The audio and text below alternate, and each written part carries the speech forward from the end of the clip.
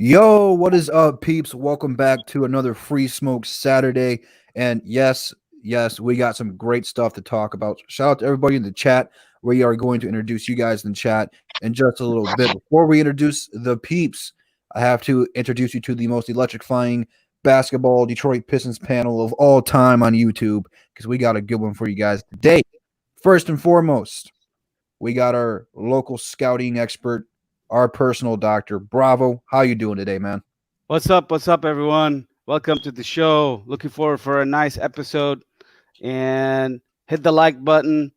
Listen to the show. We're gonna talk a lot of things today. Next up is the man that I don't know if most people get where his mind's at, but he sticks to his guns and he speaks the truth sometimes. Sometimes he don't. That is none other than Nomus. How you doing today, man? What's up? Who ready for some smoke? I am. You probably gonna get it today, man. We got the young blood on the panel today. CA3 Sports Talk. How you doing, buddy? Doing great, man. Just finished school yesterday. I'm ready. Let's go. Hey, summer vacation. What a way to get that started. Staying home. I like it. Yeah. Last but certainly not least, we got Mr. Free Smoke himself. We're gonna start calling him Snoop Dogg or Wiz Khalifa or something along those lines because he wants all the smoke. That's the heart of the city. 313 JMO. What's going on, man? What's good? What's good, everybody? As y'all know, as always, it's Free Smoke Saturday, and I hope y'all ready for the smoke because we about to have a lot of fun today. We got some great topics for you guys, man. Make sure you guys like the video, man. Will you go ahead and introduce the people, JMO? What's good, man? What's good, everybody? We got real Detroit Lions fan in the building. What's good? We got RC in the building. Was good. We got Devin99. What up, though? We got DMAP Zoom. What up, though? We got Daniel in the building. What up, though? We got more people coming in. Make sure you like the video, man. We about to have some fun today, man. It's a lot of stuff going on, man.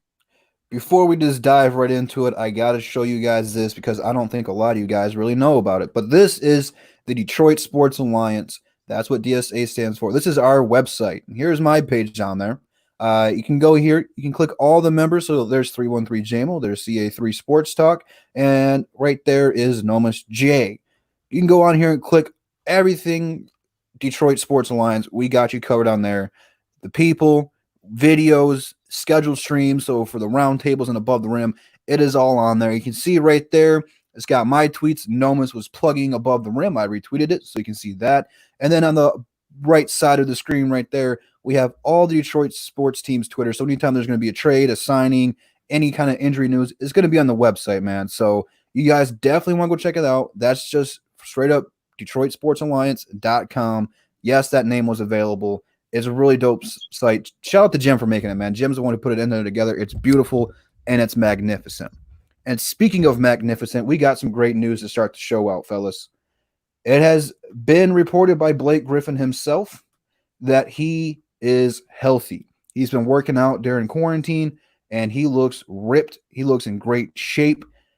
He's healthy. That's a great thing. It's never going to be bad when your best player on your team is 100% healthy. I don't think the Pistons need to play him if the season does come back. But remember last time Blake Griffin went into the offseason healthy. That was last year. And he was an all NBA caliber player. It was the third team, made the All-Star game, and got the Pistons back to the playoffs. Fellas, what does it mean going forward with this team that Blake Griffin is healthy? I mean, you can trade him. If people know he's healthy, his trade value is going to go up. If you keep him, he's going to go in the offseason. He's going to put the work in. I mean, there's a lot of if ands we could do with this thing. But CA3, I'm going to start this off with you, man. What does it mean for the Pistons going forward that Blake's going into this offseason 100% healthy? I mean, what it means for the Pistons. I mean, like you said. I mean, if he's healthy, he's great trade value. But even if you don't trade him, he's a great player for our team. Arguably a top 15 player in the NBA that we have on our team.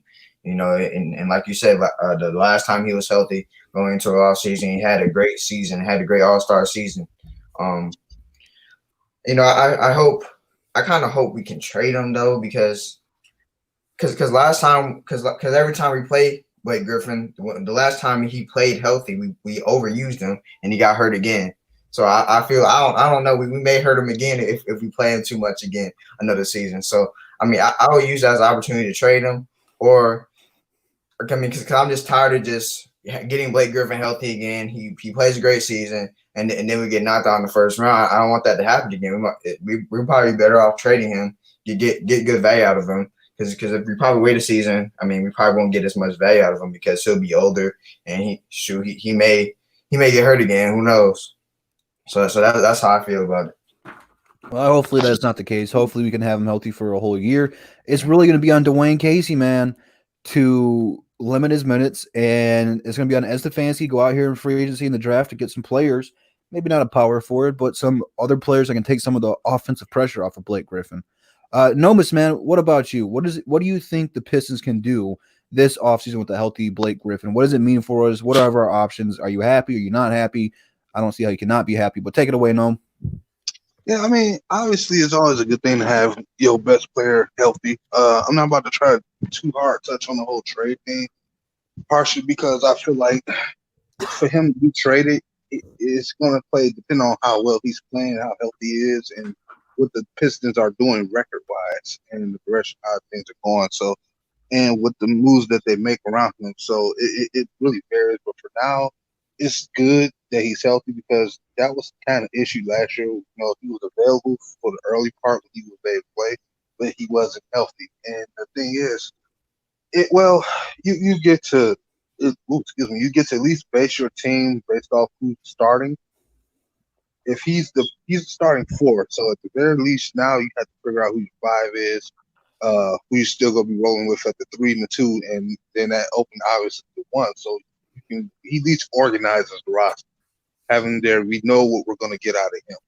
You know what I'm saying? On the average day, 25 points, maybe eight assists or something like that, 5 rebounds. So something like that doesn't matter.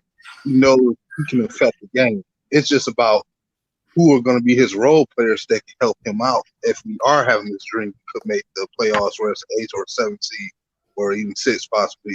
I think that's what it is. He does give you something that you can hold there and say, okay, we got Blake. Now, how do we want to go about 10? We still have Kennard who's healthy now, and then we got who we go wrong with here and there. So it is about how they go about the roster. He gives you that leeway. If that makes sense. Yeah, man. Anytime you have a player healthy like Blake Griffin, it could change a season, man. I mean, that was kind of our mindset this year's. Yeah, we're kind of struggling right now, but wait till Blake gets back and everything will click. Came back too soon and re-injured himself. J-Mo knew right away that he wasn't 100% healthy. I think deep down, a lot of us knew. We just didn't want to believe it. But bravo, man. What does it mean for the Pistons going into this offseason with a healthy Blake Griffin? Does it change any of our draft plans? Does it help us? What are you thinking about this now that he is healthy? I think I'm really looking forward to see him back on the court, healthy and playing for us. That will look great for our team as a trade value for Blake Griffin, because we ultimately like to set him up with a good team that can basically win championship. I think Blake will be a great addition to any championship team who is looking for their title win. It's just a matter of getting an equal value back in return for Blake Griffin when he is healthy. So from my perspective, I think it's a great thing to see him back, and I hope he really start playing and show us what he is all about, just like the last year, I guess the last year, the year before last year in 2019, when he really played his heart, I can think, for the Pistons in the playoffs. If he can show that he is really good and healthy, still play on that knee, I think he can be a trade value for any team. I think it's just a matter of I'm really hopeful that it's going to happen, and we're going to really get a good return value for him, because I don't want to really give up Blake Griffin for a low return value by any means. That's my point, and I think we should just focus on this part at this point. Daniel, we'll be talking Blake Griffin trade toward, I don't even know how long it's going to be. We got a lot of stuff to talk about. We are going to be talking about some of Bleacher Report's trades for Blake Griffin, so stay tuned for that one. J-Mo, man, how do you feel about the Pistons in this offseason with the healthy Blake Griffin? I mean, he changes so much for this team. What do you see the Pistons doing with the healthy Blake? Well, I feel that Blake Griffin being healthy and reporting it and looking ripped is the best news I've heard about the Pistons all year. Because the moment he went down, we knew we weren't going to have any type of season. And I'm not as quick to trade him as some other people because, like, I just think about the Pistons and we've never really won in a traditional way, whether it was the Bad Boys or the '04 Pistons. So I'm not trying to move into this era where we're just trying to build a super team with all these star players. We can win with what we got. We can have Blake and have Sekou and have Luke Kennard and have Christian Wood and have Svi and draft a point guard and try to build a culture because our team really doesn't have one. And just having him here, the better that he plays for as long as he plays, it can up the trade value. But I'm definitely not trading him this offseason.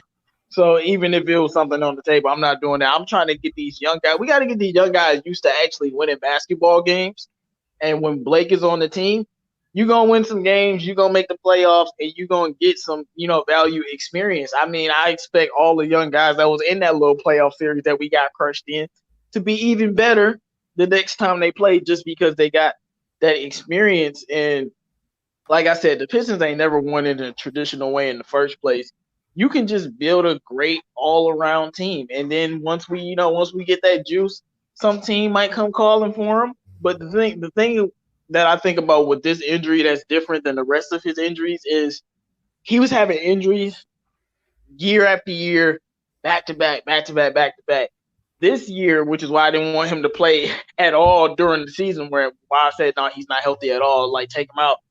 This year he had it's gonna be almost a full year of recovery, so he should be fresher than he was. I think he's gonna come back and be very, very good. But Dwayne Casey's supposed to be trying to establish some type of culture, and when you do that, you're gonna have to hold on to Blake because you got rid of Andre Drummond. Now, if you get rid of both of them, and we don't got nothing to show for it but draft picks that we probably gonna miss on, it's just really it's gonna make us look even worse. Because the Pistons are the type of team that get fleeced in the Blake trade and then give him away and get refleeced again. And so I saw them trade Andre Drummond for freaking Brandon Knight and John Henson. Man, they trade Blake for Brandon Knight, John Henson, probably Larry Nance, and we won't even get Colin Sexton. Like, I don't trust them, so I'm just trying to build a winning team. And I think he could help us with that and just build. We got a lot of good pieces, I'm with you there, man. I don't think if we are going to trade Blake Griffin, it's going to be during the offseason. We could talk about that here in a minute because, I mean, like I said, we got a lot of trade stuff to talk about. I think the Pistons' best bet right now is to hold on to him at least until this year's trade deadline and see where this team's at. If you're a playoff team, like a good playoff team, you're going to want to hold on to him for the playoffs. If you're not, say you're in a similar position like we were this year, you might move him. And a serious playoff contender, a championship contender who needs that extra piece would gladly give you a few draft picks if they're in a win now mode. So this is why you hold your cards, man. You don't reveal your hand. You don't reveal what you're doing all the time. You got to have a good poker face. You got to get the best value for your players. And sometimes you got to hold on to certain players and their value rises. And then it's a two-sided coin because if you hold on to it too long, their value decreases. But a player like Blake, when he's healthy, like CA3 is right, he's a top 15 player in the league. He's a top 3 power forward in the league when healthy, if not top 2. I don't know if I want to say he's top 3 for sure. So whenever you have a top 3 player at any position, you're going to be a competitor. Not saying we're going to be a championship team, but we'll be good. More healthy news. Luke Kennard. Wait, hold on, I just wanted to say, like, don't we want to try to build a team that actually wins? You know what I'm saying? We got a lot of young players that's never even been to the playoffs. So we thinking about trading for young assets, and then we'll trade and get those assets, and we'll have a 35 win team that's full of young guys. So you know what I'm saying? Right. That's why you might keep Blake unless the deal is super sweet. You keep Blake, you keep Derrick Rose until the time is right because you got to build a winning culture for these young guys. Because I watch a lot of young teams, and those young teams that's looking like Charlotte every year is because they never made the playoffs and they don't get none of that experience. And Blake can definitely provide that experience in the East. Oh, come on. I'm going to stand by this statement. If Blake's even remotely healthy, we take 1 game from the Buck at least. I mean, when he got healthy, man, Giannis was struggling. Then people like Ersan and Ilyasova just went off on us. I mean, it was just like, what's going on right now? Brooke Lopez hit some crazy threes. Like, what's going on? But if we get a healthy Blake, it doesn't matter who we're playing. Blake's a good enough player that if we give him Blake ball, it's not going to win us the series, but it's going to win us a couple games. And right now, going forward, like Jim said, none of these young guys have any playoff experience in the winning category. They went to the playoffs. Most of them, well, not all of them, but a lot of them were on this squad when we did play Milwaukee. They didn't get the opportunity or the minutes they should have. But you start winning playoff games, that does wonders for your young core. Look at the Boston Celtics. Now, I'm not saying they have the best young players in the league, but they have probably the best experienced young fellas on that squad. And Brad Stevens is a great coach, and he doesn't get the credit he deserves. I'm not a huge Jason Tatum fan. I don't think he's as good as people hype him up to be. I'm not saying he's a bad player, but you start getting a player like that into the playoffs, getting them confidence. They're going to hit big shots in big games. Look at Boston. They started at the bottom. That's why we thought we were going to take that leap under Stan Van Gundy that first year we made the playoffs with Reggie, Tobias, Marcus Morris, Dre. We were kind of looking at Boston. That's what Boston did. They got better. We just never hit that.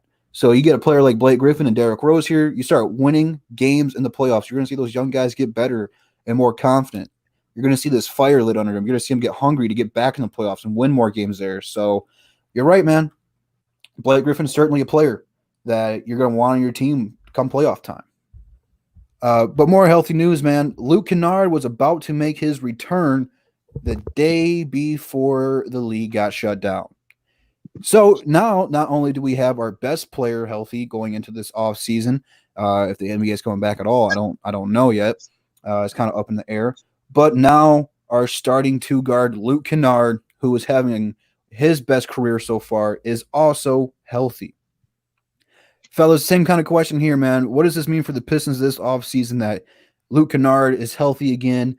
And if the season does come back, I don't think we're going to play Blake. I think we'll shut him down. But Luke Kennard needs the experience to get better. So, fellas, this offseason with Luke being healthy again, if the league does come back, should we play Luke Kennard? Nomis, I'm going to pass that one to you first. Oh, my God. Pistons are such bit liars. No, the thing is, yeah, if he was going to play, I have reasons to believe they would have been real coy with his minutes just because Dwayne Casey is Dwayne Casey. And my thing is, like, it's a good thing because he was like he was having a career season, like we said. Like, he was averaging 10 or 20 points a game. And we all knew he had the potential to do that. And that's why it sucked that he got hurt. But having Luke Kennard there, you get that guy who was averaging 16 in the playoffs. You know what I'm saying? You get that playoff experience guy who can also actually provide that leadership for the young talent that we had around him, because now you get the guy who can actually be a threat at the 3-point line, and you're getting the guy who can also help with playmaking and moving the basketball. It would take the pressure off the rest of the team. So even without Blake, he's like the second biggest game effector as far as our offensive personnel. And, because we stripped everybody down at the trade Andre Drummond, everybody else kind of went and told Blake was not there. So he and Christian Wood are 2 of our primary, and Derrick Rose obviously are 3 primary scoring threats. And that would have been good to have him there. I don't know how well Dwayne Casey would have used him as far as the minutes, because you know how Dwayne Casey is. But as far as Luke Kennard's health per se, if he was 100% ready to go and he still wasn't like feeling too many effects, I'd say, yeah, you should have played him. But if you felt like you didn't, I just feel that's how they should just played him. I felt like he was probably healthier a little bit sooner, but they probably wanted to be careful. So I actually say that if the season did start back today or something like that, yeah, I would play him definitely, because he's still young. And at the end of the day, you want him to go out there with the opportunity to be more in that leader role. With, you got Derrick Rose and you got another young guy who can play as well. So you want him to develop the mindset of being the leader. And I think give him that opportunity more now out of the situation to let him play. Nomis, you said a mouthful, buddy. I'm not going to lie to you. But you're spot on, man. I can't wait to see Luke Kennard come back, hit some threes, and see what he works on this offseason. I don't, correct me if I'm wrong, fellas, but I don't think Luke Kennard's ever been completely healthy going into an off season. There's been the last 2 years we wanted to see him run the point guard in the summer league, and he just couldn't do it because he wasn't healthy. And you want your young players like this who are part of this core and maybe not going to be a star of this team. I know, JMO, you think he will be, but when you get young players like this whose potential is untapped right now, who can get better, going into an offseason for him to work out, like right now, what I want to see him do this offseason is increase his playmaking skills because he was a very underrated passer. I believe he averaged 4 assists this year, career high for him so far. He's probably going to average about 5 next year, if not 6. And that's kind of the improvement I want to see. I want to see him continue to get his own shot off. You see him add the step back to his game this year. That's going to get better. His ability to shoot off of screens is going to get better. His offensive game overall is just going to get better. And like Alex said, he needs to work on his defense. If he can play just mediocre defense, he's going to have a long career in the league. But at the same time, people like Kyle Korver, who is a below average defender, they get paid the big bucks to hit big shots. And I want to see him get that confidence. Luke Kennard needs to be one of the players at the end of the game taking those kind of shots. So a confident boost would be much, much improved this offseason too, because he was more confident this year too. You could just see it in his shots. Every shot he took looked like it was going in. Bravo, man. What do you think about Luke Kennard being healthy as well? It's always good to see your players get healthy. If the season does come back this year, should we play him? And what do you want to see from this offseason? I'm very happy that he's back. I believe he didn't have a serious injury. He has bilateral knees. It's not both knees, not one knee specifically. And it's a tendonitis. I think the Pistons, there's a reason they didn't play him because they're trying to, in quote, tank probably this year. And I don't think we should play him because of the fact that we know what he is. We know what he brings to the table. And if he start playing replays again, we're probably going to win. Let's be honest. We don't want to win for the rest of the season. I don't want a single win. Maybe one. I wouldn't take him. If he wants to play in that game, that's fine. We would rather focus on rehabbing Luke Kennard, bringing him back in shape for the next year, make sure he doesn't get corona, whatever. Save him for the future. You know what he is. We know what he brings to the table. I'd rather play the young guys like Jordan Bone, Dante Hall. These guys need to prove their point. We have more people in the table they need to decide on. We shouldn't really bring Luke Kennard, his best elite player, back in this season, for the remaining of the season at least. But definitely next year, but not this year. That's my point. Absolutely. 313 JMO, man. Make sure you guys subscribe to him because next week, Above the Rim will be on his channel, 1 p.m. I can't wait, man. I'm glad basketball is in the news again. But I know Luke Kennard's one of your favorite players on this team right now. You have high expectations for Luke, and you got to talk to the people and give them the smoke so they realize where you're coming from, man. What do you want to see the Pistons do with Luke Kennard if the season does come back? Should they play him? Should they rest him so that way next year when we can make another push to go to the playoffs that he'll be healthy? And then what are some things you want to see him work on this offseason, JMO? All right, man. It's Free Smoke Saturday, man. No Luke Kennard slander will be tolerated. And when I talk about him being a star or an all-star, it's all about opportunity. Like, if he's playing in the third or fourth row, he's not going to do that. But if you tell Luke Kennard, I need you taking 17 shots a night, he's going to be averaging 22 or even better, especially with the way that he shoots. When you're an amazing shooter and you shoot more, you score more and you win more. That's just very simple. Like, if Curry and Clay shot 10 times a game, they would not be the players they are, but they can shoot unlimited times per game because they can shoot. And I just think if you use Luke like that, he could be an all-star like at least 4 times. But anyway, besides all of that, I definitely want him to play if he's healthy. He has to play. It's a little bit disrespect. So a few haters saying Fee is better, so he needs to go out there and show him what's the deal. And also, I need him to get some playing time with Christian Wood because when he comes back, Christian Wood is going to be even. Like, now you got to guard Luke, so Christian Wood's getting one-on-one. But I think we definitely need him to play. Now, we might win more games, sadly, but you gotta have your young players playing. He hasn't played a lot this year, so I need him to get continuity. What I would do, I will play him and allow him to be into the game and do whatever he wants the first 3 quarters, and be like, yeah, you sitting out the fourth quarter because you ain't playing 4 quarters. Blake, ain't playing at all. If he play, I might riot. Like Blake's not playing, but Luke, I'm just playing him the first 3 quarters and let him ball out. But no, I want him to get more reps. He got to get more reps, man. Work on defense, of course, but I would say defense. That's all I have to say. Because to me, his offensive game is complete. He can do anything offensively. So and he can pass on top of that. So I would say just you got to get more shots up. Try to shoot 15, 16, 17 shots a game. Now that Reggie Jackson is gone and Andre Drummond is gone, he should be the one getting the shots. He's now actually the second best player on the team, in my opinion, at least, after Blake now. So, I mean, and he's young, so we just got to make him the star that he's supposed to be. Because another team would maximize his talent, you know what I'm saying? Well, speaking of getting more shots up, let's get them likes up as well. CA3, man, what do you want to see the Pistons do with Luke Kennard if the season does come back? Should they rest him? Should they play him? Limit his minutes? You tell me. And then what's something you want to see Luke Kennard improve on this offseason?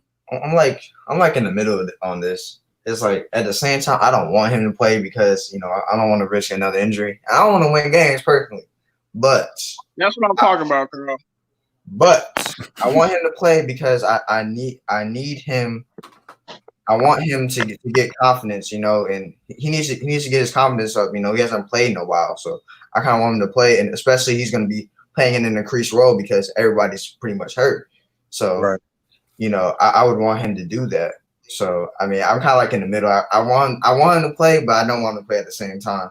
But I think probably the best option is for him to play because we need him to boost his confidence up, and learn how to play an increased role, especially, if he want to make any noise next year. But I think he should play though. That's my final answer. I think he should play. I want to know, why doesn't Luke Kennard get the green light? Yeah. Like, this dude is a 40% shooter for his career. He should be able to shoot as many shots as he wants to. Oh yeah. Also, my bad. Go ahead. Oh yeah, and also he should probably improve on his defense. I mean, I don't think his defense is going to be great ever, but he at least get it to a decent situation. Yeah. What were you saying though, JMO? I guess No, I was done. Okay. Yeah, I'm with you on the green light though. Look at Golden State. They got 2 of the greatest shooters of all time on one team, and then they added Kevin Durant to it. Those 3 players had the green light. They're shooting from logos, from half court. They're shooting from full court. I mean, you just unbelievable talent they got over there. Luke Kennard's not on the same level as them range-wise, although he did hit that one in Cleveland, what was it, 2 years ago now? Yeah, 2 years ago. That was unbelievable. But you have to give your shooters. So people even though, we're not huge Langston fans, I'm sorry, Langston, if you're watching, but Langston Galloway, Mahai Luke Kennard, I'm trying to think about it. Those 3 guys right there need to have the green light to shoot the shots. And it seems like they give people like Langston Galloway, well, here's what they did, though, is every time Galloway got the ball, he shot it. So they obviously gave him the green light. Luke Kennard and Mahai need to have that same opportunity because they're never going to blossom if they don't. You're trying to tell me that Luke Kennard and Mahai can't hit the same amount of corner threes as Langston? That's Langston's shot, but come on. You gotta give your shooters the ball, set them up. It's like they run no plays for them whatsoever. You have to get your shooters involved and engaged. If they get them going early on, say Luke hits 2 threes to start the game out, you're potentially talking 30-point game, if not more. I mean, once you get them hot and get them confidence going, man, it's going to be a long day for the other team to try to stop that. Because if you guys have ever played basketball, rather if it's just rec league, if it's middle school, high school, college, if you guys ever played in the D League, I don't know if you guys have, don't know who's watching. When you get a teammate or if you get on fire, you feel like every shot you shoot's going in. You have to give them these opportunities. And they just, right now, they aren't getting it. I've had some of those games in rec leagues before. Yeah, what's good? 3-1-3. I smell cap. Man, I'm not even capping, dude. What's good, bro? I smell cap. But the thing with Luke is like, compared to Langston, is Luke, because you're right, they don't call plays for him. They call some shooting for him, but not a lot. He has to like create off the dribble, and that's why I like him so much because I watch him I swear he cooked more people off the dribble than he do shooting threes. Like he hit you with this hezzy, all of a sudden you spent in a spin cycle and he's scoring. I'm like, bro, who is this dude? Hitting people with pro hops and euro steps. And Langston can't do none of that. I don't want Langston. And the thing about Langston and Spee and Luke is Luke and Spee are just naturally better shooters than Langston. If they both shot 100 shots, they making more than Langston. So I don't want Langston on the team, and I don't want him touching the ball. I need Luke to be the second option after Blake and tell him to shoot as many shots as he wants to. We got the Hook Cam in the building. What's good, Hook Cam? What's up, Hook Cam? Yeah, make sure you guys in the comments go subscribe to 313 Hitman and the Hook Cam. Great YouTube content. All Right Langston can do, honestly, is just shoot corner threes. He really has no other spot on the floor. Yeah. Yeah, the problem is, man, Dwayne Luke Casey is loves him. healthy right now. Luke is healthy now. Dwayne Casey Even though loves he- you, man. Even though he did have his best season last year, I do feel like it's time to move on from Langston, though. Only because it's trying to get some young, more potential, better shooters on the team too, as well as put around them. Because one way you maximize talent that you have is by bringing more talent on the team. So, Dwayne Casey, I need you to get me a point guard, and I need you to call plays that actually are rhythm plays for everybody to be involved. You idiot. Well, anyway, yeah, that's all I got to say about that. Well, I mean, this one it really isn't I guess healthy news, but I mean, I think he's healthy now. Bruce Brown played a majority of last season with a torn ligament in his hand. So I mean, that's what makes sense to me why he missed so many wide open layups and dunks and stuff like that. That's the only thing that I can think of, because I remember watching the games. I'm like, dude, how is he missing that, man? It's like in 2K when you got a wide open layup or dunk, you pull up and shoot the jump shot. Like that's what it kind of reminded me of, and he was missing it. So I knew something was up because nobody is that bad unless you're Brendan Knight, which he is on our squad as well. I gotta throw that one out there. But fellas, I want to know from you: do you guys think this is a smart move, or I should say, let me rephrase that? You think this is a tough move, or is it a dumb move? Because I mean, this sounded like it could have been pretty bad. He was able to play through it, so I mean, he is a tough son of a gun for playing through it. Bravo, you are a health specialist. What do you think about this, man? Was this a smart move or a dumb move for him part? So it's a ligament in his hand. I believe it's in the thumb, or is it like in the wrist? I'm not sure which specific part of the hand. They didn't really comment. And those are really like overall tolerable when you play with them, not like the elbows or the shoulder or the knees. So from health perspective, it could definitely affect his jump shot, it maybe finishing, but I don't think it's a bad move playing him. We've seen players like him playing even through the games. You have to play him. He is in his last year of a rookie. Next year he's gonna get I think next year is his last rookie year. But we have to play Bruce because he has to prove his value, his position with the Pistons. And I think it was really a smart move playing him. He proved he's a good Piston player. I believe he brings a good defense to the game, and I think he's a good player for us as a develop for a second round pick. It's a great actually pick for us. So I don't think it's a bad move. I think it's a good move. And now it's just how you really, if you really want to do it that way, take off Bruce, bring in Luke for a part-time, that's fine. But I wouldn't play Bruce again this season. That's crazy if we play him again. That's all I think I can think of at this point. Nomis, what do you feel about Bruce Brown playing through this hand injury, man? Is this a tough guy move or is this a dumb guy move on his part? I'm in the middle of both because what it is, Bruce Brown already has a lot of issues as it is when it comes to his offensive game plan because he's not the most stellar scorer at all, and he has a lot to work on. I do think he does. I always felt, look, I know Bruce isn't everybody's favorite player. He does have a dog mentality overall. He's a guy that will try his best to be up on people and try to, even get the energy going for the team. But at the same time, the reason why I kind of against that, because I don't care how young he is and how tough he is, he can play through it. You don't make him – what if he messed up and took the wrong hit and failed trying to get a rebound or trying to lay up the ball, and he hurts it even more? And you can mess up his career for later down the line. I don't agree with doing that necessarily. Like, I give the credit to it where it's a tough move because it's like, yo, Bruce, it's good for him to know his mentality and his confidence that he can play through an injury and still try to help his team.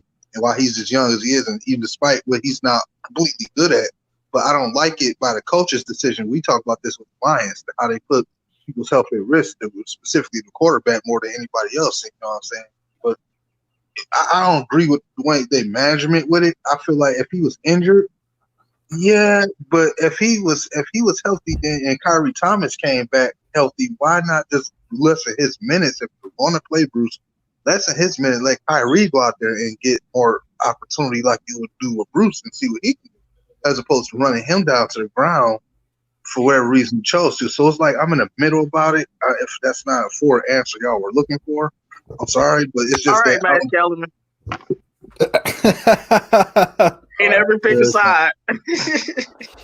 Oh, come on. All right. that was out of pocket, JMO. I'm not gonna lie to you, buddy. Wow.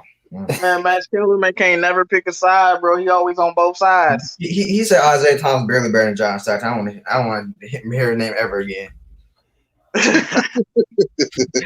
Hey, he said Westbrook wasn't a top 10 player, bro. So I mean, we know he's an idiot. Oh yeah, he's an idiot for that. I would never say that, so that's an insult, James.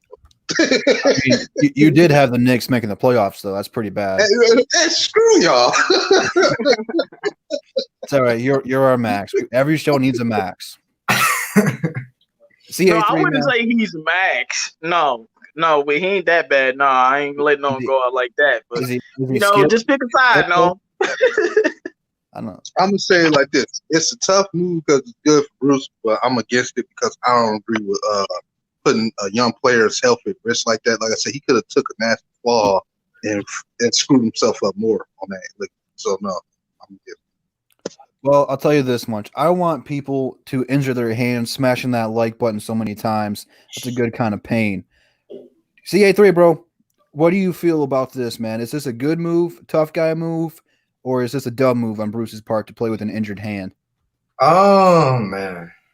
I mean, I see what he was trying to do. I mean, he was trying to be their first team, be the first team, and play through injury. I guess he was trying to be tough, but I don't see the point, though. I mean, we really sucked this year. I mean, we weren't going nowhere. You might as well just sit out and heal your hand. I mean, there was no reason to play. I mean, all of our best players were injured. I mean, I think it was better that he sit out, and not risk his health. I mean, especially as a young player, a young and upcoming player. I mean, I don't think it was smart to play. While he's not, maybe he's not a star player. I mean, but he's a key role player to this team. So I don't see why he needed to play this season through the injury. This is just, I don't know if he hit it from Casey or the front office, but this would have been a good opportunity for him to get that surgery because we knew we weren't making the playoffs about halfway through the season. We were still optimistic about it, but we weren't trying to win games at that point in time. It would have just been a good opportunity to give Mihailuk some more opportunities and bring someone up from the G League and give them some opportunities while he healed up and really make this push for next year. Yeah. But JMO, man, is this a tough guy move, dumb guy move? Because I know you're not the biggest Bruce Brown fan. What are your thoughts on this one? I've never said I'm not a Bruce Brown fan. I love Bruce. It's just he's not better than Luke. That's my problem. But we ain't gonna go there. Man, I hear all the stuff that y'all talking about, and he shouldn't have played for the team and all of it. Man, look, it's basketball. It's plenty of players going through plenty of injuries. We got players, mama's dying, and they playing a week later during the season. Bruce will be fine. Why is he playing on that injured hand? Because he afraid of getting his spot taken. What you thought? We got Steve Mikhailuk. You got Kyrie Thomas. You got people coming for your spot. You're not about to sit out and not play. You're going to go out there and you're going to show that you can ball. And I won't even call it a tough guy move. I just call it a normal, what normal players do. Like, I mean, it's not a lot of players that would sit out considering where Bruce is in the rotation and stuff. He has value, but his spot, I mean, dude, what would have happened if he did sit out and we saw Morris feet? It would have been all bad. So, it's already bad. But if Speed had any more playing time, I mean, it might be some real, disrespectful conversations going on about Speed versus other players.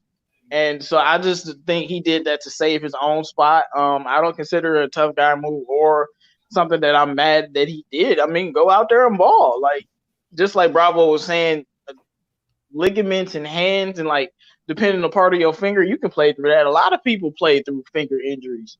So I think he just wanted to earn his playing time because he didn't want to lose it.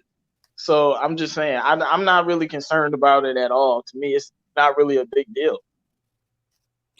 I think that this is kind of the toughness that we need to see through because, so many players nowadays, I don't know if you guys have ever done it, but I was a rebounder when I played, and you jam your fingers up a lot. It seems like every time people jam their fingers up, they're out the game. So anytime it's something you can play through an injury, either if it's serious or minor, I respect players for being tough to do so. And building a culture through a team, it's almost like the Detroit mindset. You got to be a tough guy, man. I'm not saying you got to go out there and be the bad boys and knock everybody down, but you got to be able to take some punches and play through injuries and stuff along that line. So I respect them for playing through it. Anytime any of our players play through injury, I respect them.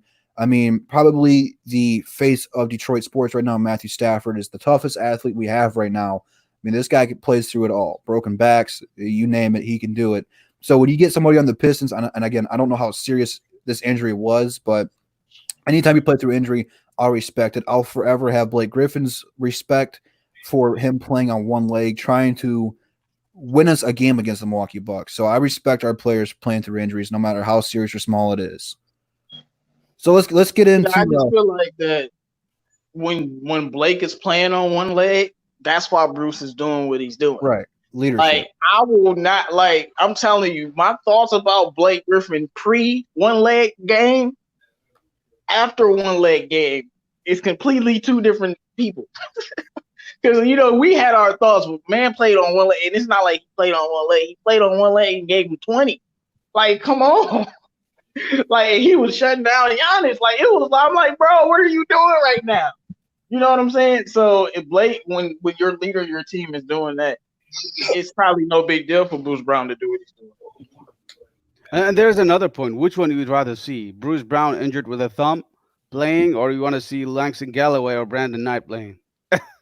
Of course. I think I want to see Bruce Brown playing, bro. Of course, man. I don't want to see Langston Galloway. I don't want to see Brandon Knight. It killed me when Brandon Knight took over Jordan Bones, for example, spot. I don't know. Jordan Bone deserved a spot more than anyone, I think. But I have speculation why. why. I know. It's a different topic, though. Keep going. I know. What were we saying? No, I'll say I actually just watched a video. Shout out to the boy C-Ray. He put up a video yesterday about Jordan Ball. He might have been finishing school too.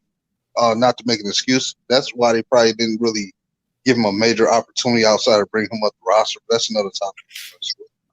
well, in my personal belief, I just don't think Jordan Bone was ready.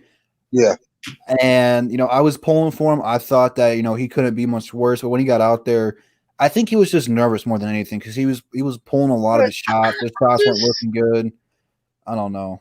Well, what team? I mean, like I remember the OKC game, but like, look at the team he was on. It was no spacing.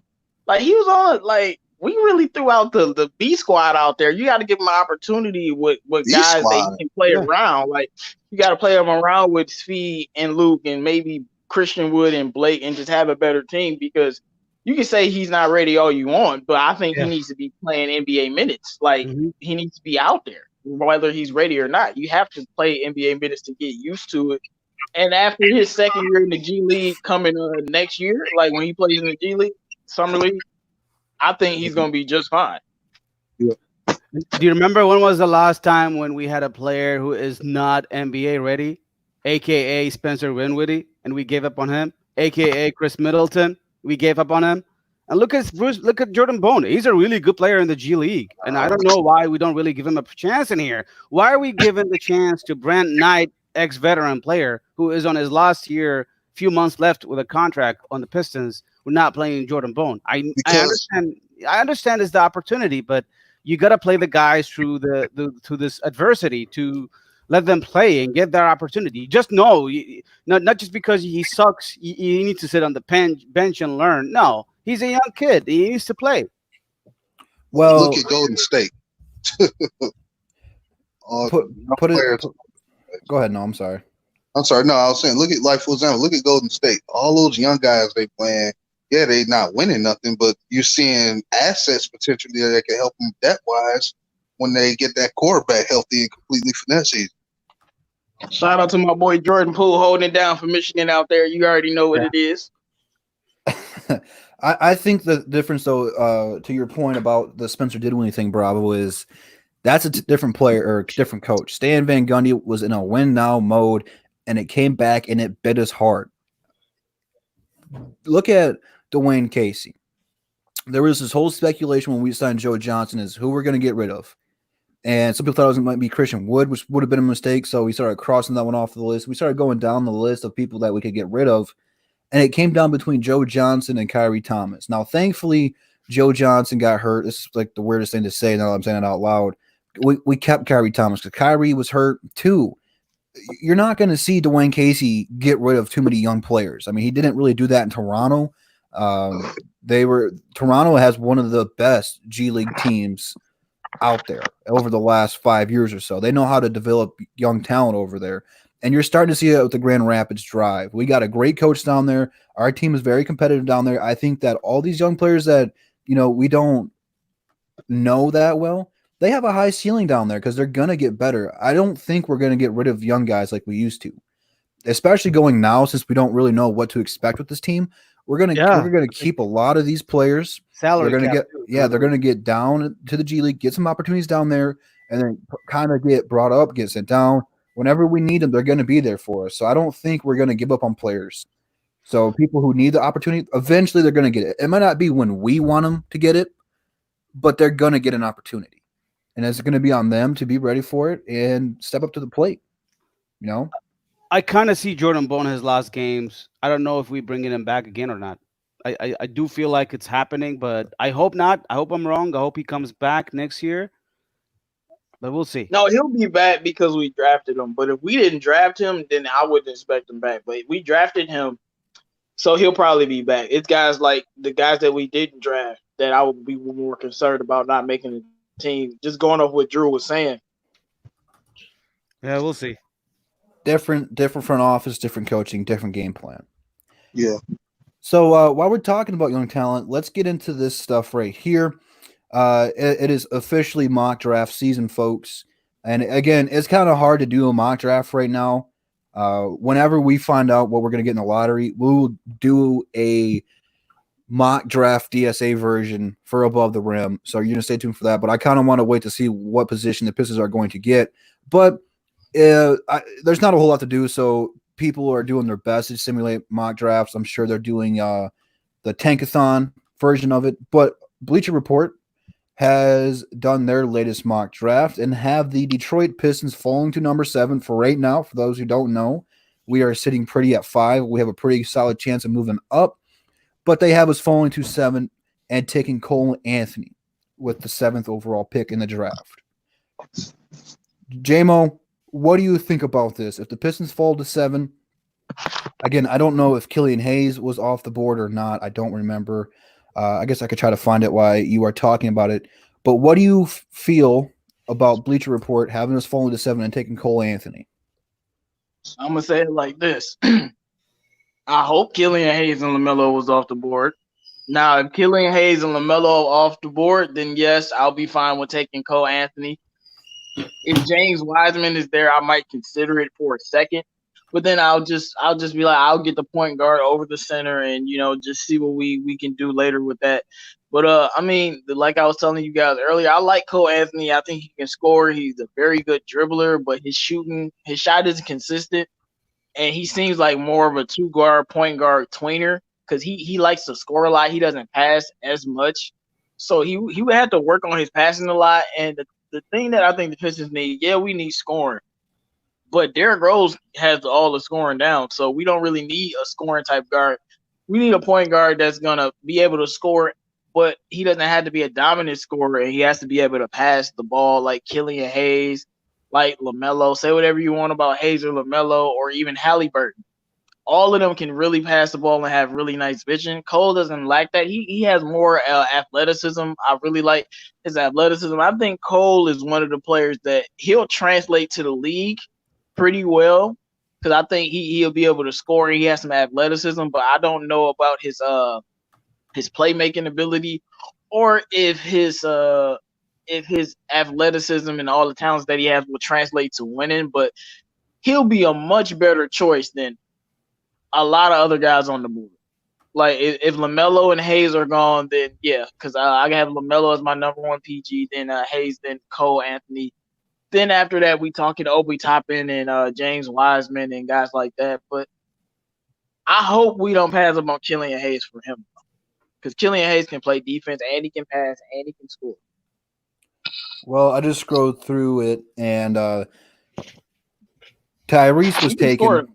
Tyrese was taken, but Killian Hayes was not. So they have us passing on Killian Hayes and taking Cole Anthony with the 7th overall pick, according to Bleacher Report. Not us. This is Bleacher Report. That. I don't like that at all.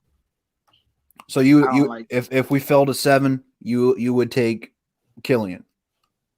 Yes, I mean, among the other reasons, the fact that he's best friends with Sekou, a guy that we just drafted, I'm definitely taking Killian.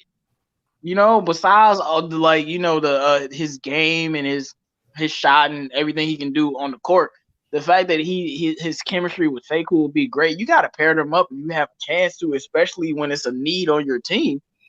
Because if Cole comes here, it's going to be a lot of shot chucking. He'll probably average 14, 15. He'll be just like a Derrick Rose, but taller. But you need somebody who's going to play mate when Blake is not out there. It can't just be Luke and Bruce Brown. You need a real guard that knows how to make players better. Yeah, I don't like that at all. Bravo, you're our scout, man. Yeah. Bleacher Report has us passing on Killian Hayes. We're falling to 7. We're taking Cole Anthony. Your thoughts, please. Did I share the picture with you guys? Yep, go ahead and share your screen whenever you're ready. Okay, so this is going to talk about Cole Anthony. Can you guys see it? Is it clear, or is it? I wonder if this is better. Okay. That one made it small. Okay, so Cole Anthony, I think I agree with J-Mo on one point. When do you pick him up? That's the point.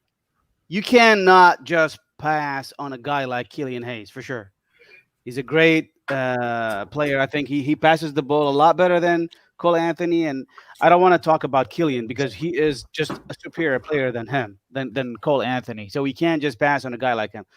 Cole Anthony, 20-year-old. His birthday, by the way, it was yesterday. I'm looking at his stats.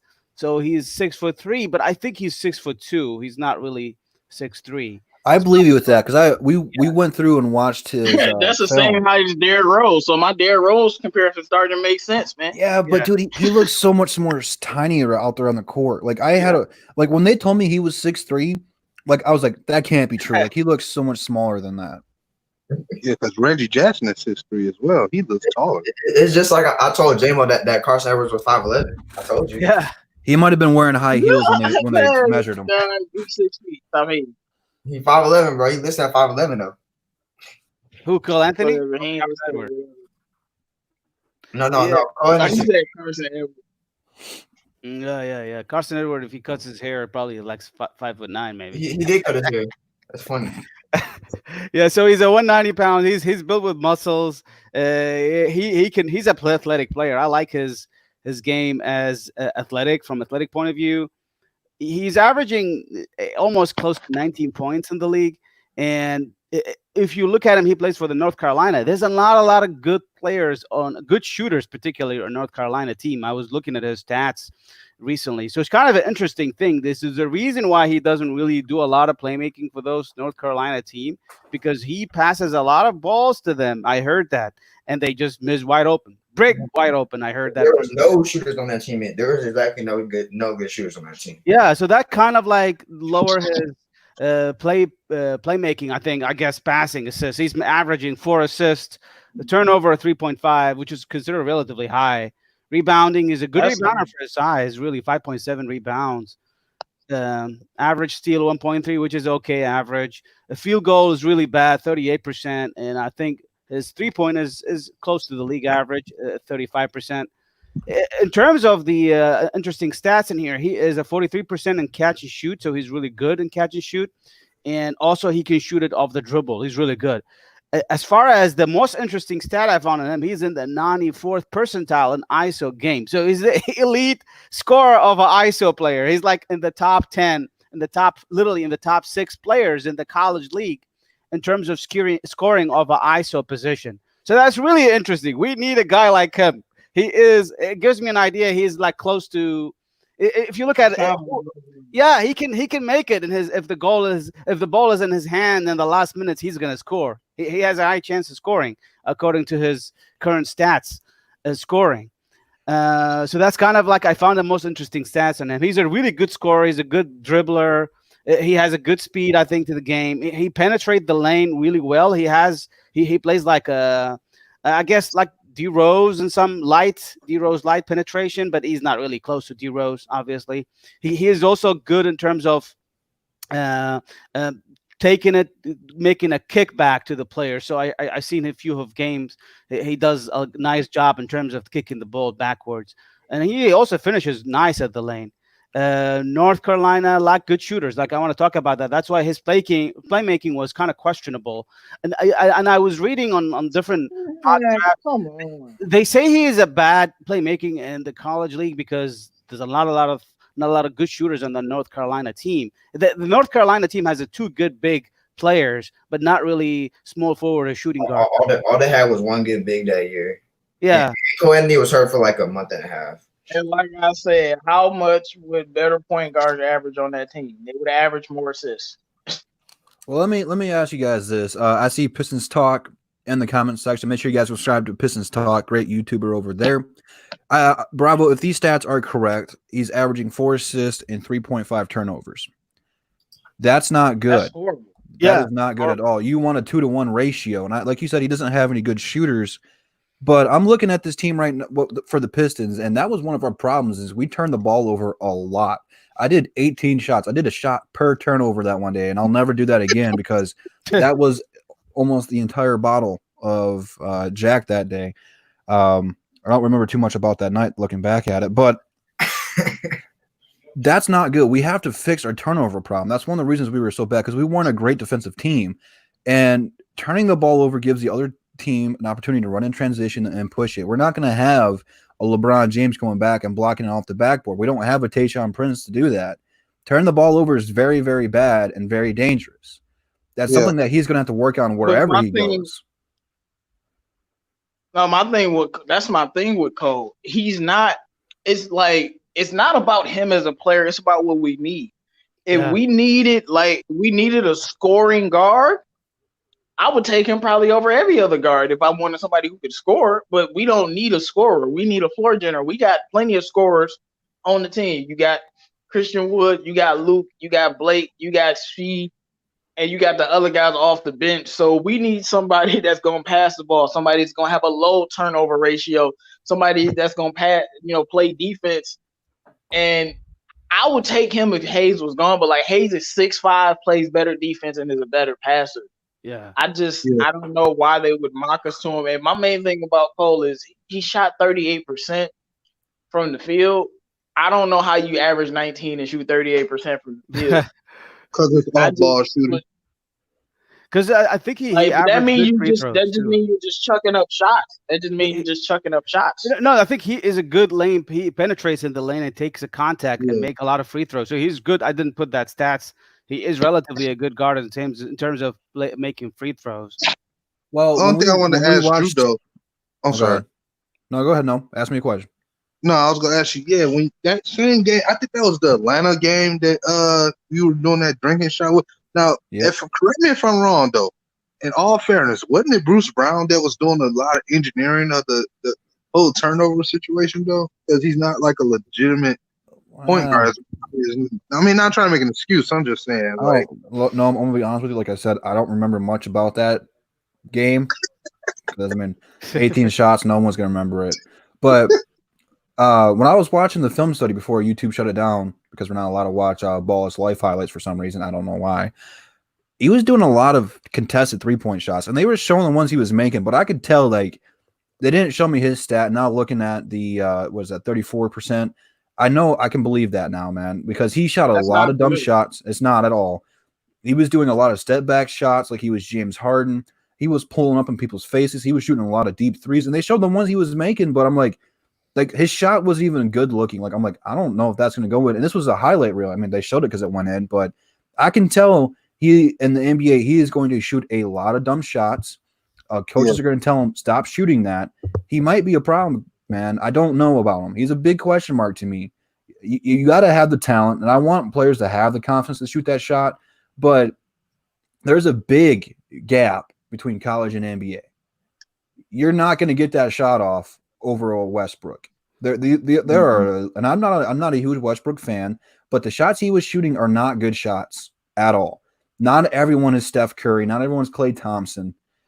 He can shoot the three when he's open. That's great.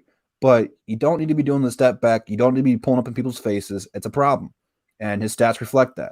My thing is, if he was an elite defender or an elite passer, I would overlook those things. You know what I'm saying? But he's not.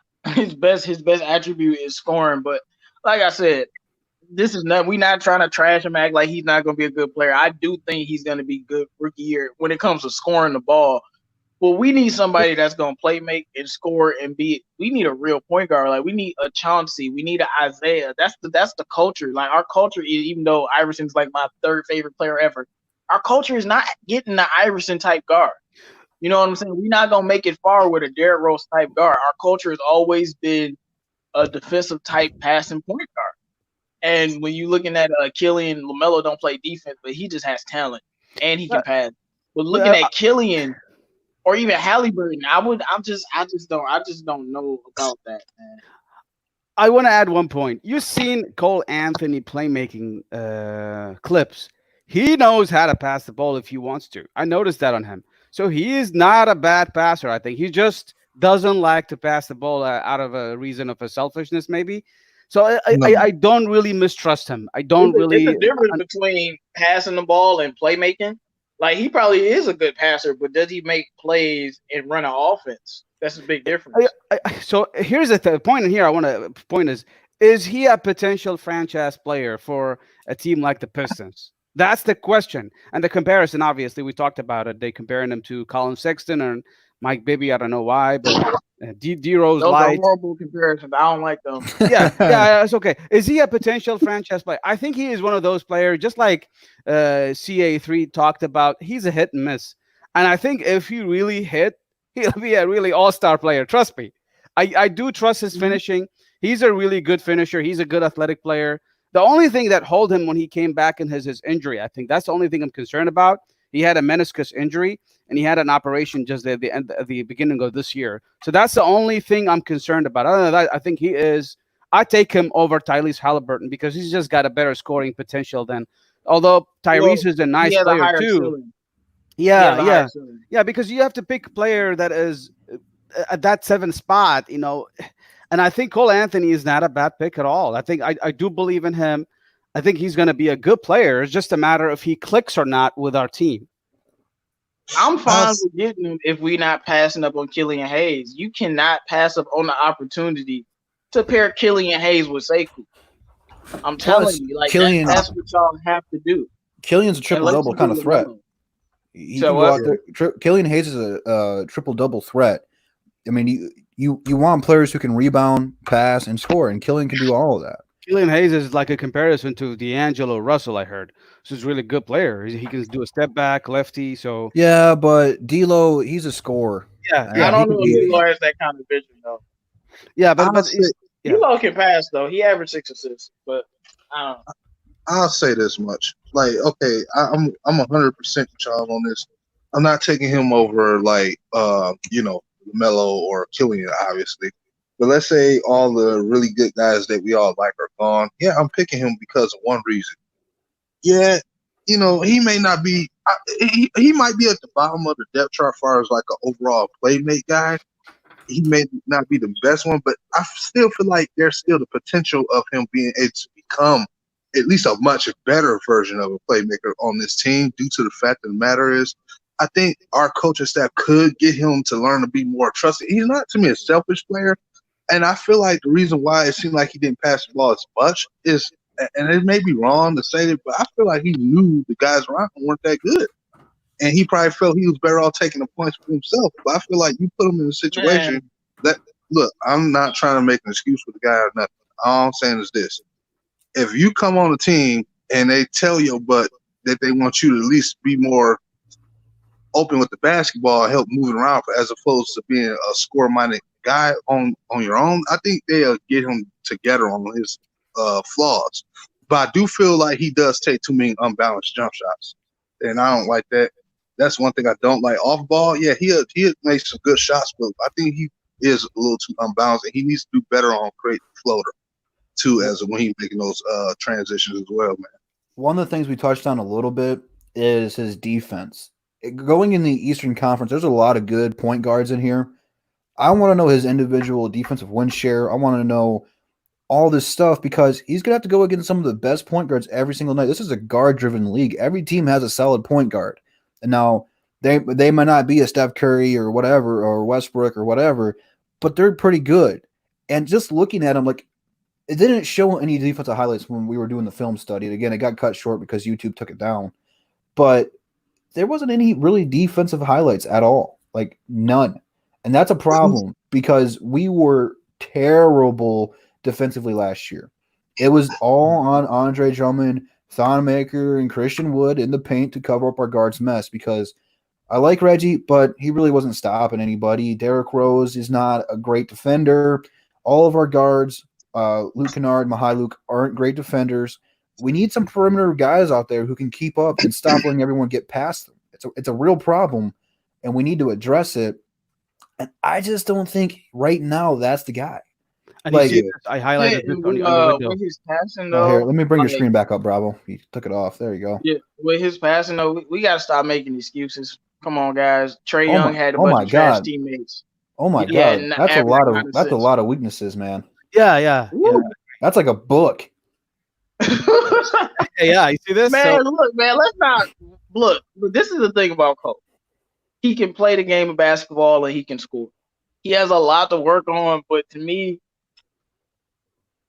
I'm not taking him unless I know exactly the way that I'm gonna build him into be a great player. Because if he goes to the right team, he can be a great player. But if he goes to like a team, like if he goes to a team like I don't know, like Charlotte or something, it's gonna be bleak, you know, like. But I just feel like he has to learn how to pass the basketball to his teammates because, like I said, Trey Young and Ja Morant had a bunch of trash teammates and they averaged 9 assists. So I'm looking at the weaknesses. His offensive rating is terrible. Field goal, terrible. Win shares, terrible. Offensive win shares, terrible. Fouls, true shooting percentage, terrible. Plus minus, terrible. Assist to turnover ratio, terrible. Wingspan, I don't really care about that. I'm not sure what per minute, I'm guessing. I guess when that's per 36. yeah. No, that, per. That's like the #1 basketball stat. What's per? Per, it takes into account every single thing you do on the court, offensive, defensively. It takes into account everything. Well, isn't that what the plus minus is? No, I think that's the performance player rating. That should be PPR. For example, Michael Jordan, when he scored 37, was like the highest per ever, along with like Will Chamberlain's season because it was a great season. So that's just overall how much you impact the game. It's player efficiency rating. Oh, okay. Yeah. Player efficiency rating. Yeah. Well, if they would have said that, I would have known, but I didn't know what per. Let's see. Turnovers, terrible. Box score plus minus, terrible. Assist percent usage, terrible. Offensive rebounds, terrible, which I don't really care from a point guard. Assist, bad. But they don't add more stuff in here. Let me tell you, he has excellent lane penetration. He's in the 94th percentile of an ISO ball game. He is an excellent leader. I heard that he's a really good leader, point guard in the game. So he knows how to run the game if he wants to. It looks like it. You know, honestly, he's starting to remind me more and more of Colin Sexton. Now that I got the comparison. At first, I was like, it's crazy. But Colin Sexton was a baller. He was a pit bull. You know, he was a leader. He was a better defensive player in college, at least. And he was around the same height, and he didn't have a consistent shot. Although in the NBA, Colin Sexton shoots like 37%. I think. Well, I wanted to respond to this comment. 313 Hitman says, I look at Hayes as a better version of Michael Carter Williams with a jump shot. Not mad if we take him. He's going to rise up the draft boards. I would say I don't know if he's going to rise up the draft boards. If you look at these drafts, they got us taking Cole Anthony over him. So I think he's in that 5 to 7 range. I don't think he's going to rise up to like top 3 or top 4. I wouldn't be surprised. But I think Cole Anthony is going to be, I mean, not Cole Anthony, but I think Killian Hayes and Cole Anthony are going to be right around where we draft. So, Yeah, I just see. pick the Number right one player. is they have the They number better first take two and the Killian second. Hayes, man. I'll stop sharing for a second. So you I guys want can, LaMelo Ball. I don't want none of them. No, I'm playing. yeah, but Too it's just late, the bro. way you look at it. Would you pick Cole Anthony over Denny Avdia? I would do it. Yes. I would do it. Yes. Would you pick Cole Anthony I think over Oneka Okanu? I like Oneka really good, but would you pick him up? Yes. I'm taking Cole I would Anthony. do it. We don't need a I center. mean, my thing is, I mean, when I watch Cole Anthony, it's just like I feel like he's like I say, he's a great boomer bust player. I mean, to me, I feel like he has all the skills to be good, to be a good basketball player.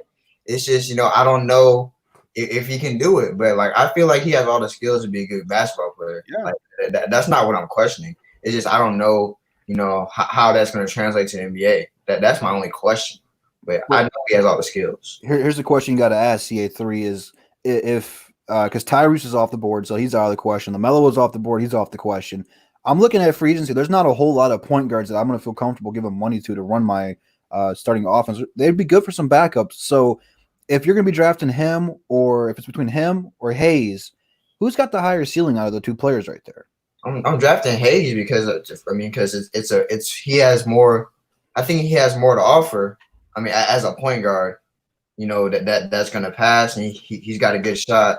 And he's really got good everything, and I trust, and I have more confidence in Hayes to be a great point guard than Cole Anthony. I mean, I think Cole Anthony's he's a great combo guard. He may be a great combo guard, but I want a point guard. I think. And the thing with Hayes is Hayes has this special. Go ahead. Yeah, I mean, I think Hayes is a better person to draft if you want a point guard. Danny Avdia is not the Luka Doncic of this draft. Stop it. But like I was about to say, the thing about Hayes is Hayes has this special, like if you watch him, he has this special like pace, and like you never can rush him, and he's just smooth. Like it's just like you can't rush him, and you can't force him to do anything. And that's a special quality in a guy that's going to be a point guard. I think both of them have equal level potential. I won't say one is higher than the other, but I just think Hayes is a more complete player, and he has a passing gift that Cole Anthony doesn't have yet, and he can play defense. So I would just take, if it's like that and one player is a better defender and passer, I'm going to take that. JMO, that's a great point. I didn't look at it that way. It does look like the game slows down to him. It kind of reminds me of a running back in football, a good one. It's all about pace. The good running backs wait for all the blocks to be set. They're just kind of jogging or trotting, and once all their blocks are set up, boom, they take off. And that's kind of what he does. He knows where his players are supposed to be. He is going to be great. The one thing you look at when you rebuild is you're trying to rebuild your chemistry. You get some of that. Him and Sekou are already buddy. Someone called it the French connection. That's a good nickname.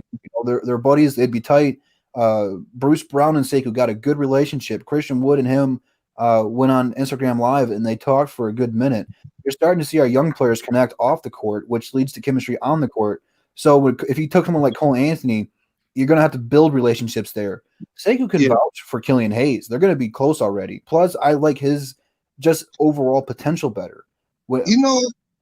I'm sorry, Drew, not to cut you off, but now more and more, I'm actually starting to believe Ashley would take Killian soon if he's there. Regardless, I'm starting to actually believe that now. Well, I say if they take Killian, it lets me know that they believe in Sekou. And you have to. You got to give these young guys opportunity. And Sekou, he had some very good games, and it was 18-19 this season. He's gonna get better. People are just impatient, but Sekou is the future, man. Him and Christian Wood is going to be a nasty 1-2 punch. It's why it's crucial to get this point guard right. If you take someone like Cole Anthony, he's got a bunch of question marks. He could flourish, man. He could be great for the Pistons, but he has a lot more to work on than Killian. Killian could come in right now and learn from Derrick Rose, get some more jump shots. I think that's what he really needs to work on, is be a little more confident in that and get that going. But right now, he can facilitate. You're going to see a lot of alley-oops with Christian Wood. You're going to see him set up. Mihailuk and Luke Kennard and get them good open looks. And defenses are going to have a real hard time with someone like that. Rather, if that's going to be LaMelo, because LaMelo brings that, but then he adds the scoring and shooting factor right off the rip. Defenses are going to have a nightmare this season with the Detroit Pistons, no matter who we get, because even Cole Anthony, even though his numbers aren't great or efficient, he does score the ball. And that's what we kind of need from this point guard position. We need that dependability, because now we got Derrick Rose coming off the bench. You can trust who had a 13 game streak of scoring 20 points, highest in his career. It was 12 or 13, I believe. You're having that kind of a player come off the bench. It is going to be tough for teams. Plus, you're either going to have a Luke Kennard or Mihailuk coming off the bench. This team is in a weird state where if we get this point guard right in the draft, you're talking playoffs again. No, sky's the limit. That's why I'm like, if we get Melo, we going to the playoffs. We might be a 6 seed or a 5 seed. But Marvin Tolbert says, J-Mo, we need Lonzo Ball. Yeah, I've been saying we need him. If we had Lonzo, Andre Drummond would still be here. And look what he's doing with Zion. Just imagine that's Andre Drummond instead of Zion. That would be a question, J-Mo. Which is why I want LaMelo, man. Because LaMelo has that passing gift, too. He just likes to score more. Hitman asking you a question, J-Mo. You said if we pass on Hayes, who do I want in free agency? I don't want no point guard in free agency. I want whether it's Cole, whether it's Halliburton, if it's Halliburton or Cole, I'm taking one of them. I'm riding with Jordan Bone, and I'm riding with Kyrie Thomas and Bruce Brown and Derrick Rose, and waiting for next year. I'm not getting no point guard in free agency. Right. I'll start Derrick Rose if I have to. Man, we gotta get you on the show, man. If you want on the show, let us know. We can get you on the show. No, one thing I would say. Oh, I'm sorry. You're good, no? No, I was gonna say this. First off, I'm sorry if I'm being a little bit over talked. My bad, but hey, we're fired up, man. Let it rip. I'll say this much about Cole Anthony. If this was Dwayne Casey's first year in 2018 when he had his first draft and we had a first round pick, depending on the scenario where we were drafting, yeah, I'll take Cole Anthony. But right now, we definitely need like a passer, a guy who can be a real playmaker. That's just where I'm at with it because Cole Anthony. If this is 2018, because if you think about it, when you look at the situation, if it had to come down to it, who would you rather trust between running the point guard position? If you got Cole, let's say Cole Anthony came out a couple years ago, who would you rather trust running the point guard as a young guy? Bruce Brown or give it the opportunity to Cole Anthony? Now, Bruce can defend, and that's nothing against Bruce, but we need somebody who offers something, at least something like scoring this and that and the third. So at that time, yeah, I would love to have Cole Anthony, but in this draft class, the situation we're in right now, we need a LaMelo or Killian Hayes. Hey, I take Cole Anthony over Bruce Brown, dude. Pistons talk. I didn't know you had connections like this, man. He says, no, I got screenshots from Drummond's friends. Drummond was going to leave this summer regardless. I'm not denying that at all. I strongly believe it. You could just tell the way he was carrying himself. 313 Hitman, yes, hit me up on Twitter. That is the best way for me to send you the link to join the show. We will definitely have you on in the future, man. If you're free next week, we'll be doing this next week on JMO's channel. So everyone in the comments right now who is watching, you have to subscribe to JMO. So that way, when we have more draft news to talk about, we'll be doing the same thing we're doing right now with Cole Anthony, but with a different prospect. And we'll probably still be talking about LaMelo because I'm pretty sure everyone on here wants LaMelo. So be there tomorrow, or not tomorrow. Next week on JMO's channel as well. See, we got 40 people watching. Let's hit 40 likes real quick. So back to Cole Anthony, fellas. I mean, before we get off, where is his potential, man? What do you think his ceiling is, Bravo? That's a good question. His ceiling. I think if he really perform at his best, he can be a franchise player in this NBA. But I don't know if he has the capability. So I read on a really interesting article about him. Is Cole Anthony a franchise point guard for a team? Question mark on it. So is it true? I don't know. But I think if he can be, I think he has a chance to be, because the reason why I say this, he has something different than other players, which is leadership skills. Not a lot of point guards have a good leadership skills. From what I understand, he's a son of Greg Anthony, who was a New York Knicks player, and I think he was an excellent leader. So because of his leadership and his finishing in the lane and his ISO scoring, it could be one of those franchise point guard. But I don't know if it's going to happen. I cannot predict. If you ask me, out of those top 10, I think he is a possible hitting one of those best players. I think in the top 6 or top 7. He can be the player that we will see in the rookie as a really good player. Oh, he's underrated. We didn't really trust him. He can be a hit and miss player. So I don't know. It's hard, but I can't believe he has something in him. He can prove people wrong. You'll see this. CA3, man, what do you think Cole Anthony's potential, his ceiling is? I mean, like I said, I could see him being, from a bust to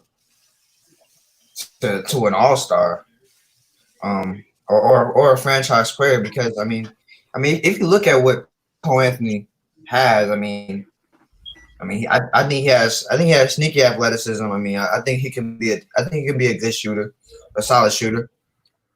I feel like, maybe he can work on his passing, and maybe he can become a good, just all around point guard. So I feel like he has a very high ceiling, but he also has a high bust potential as well.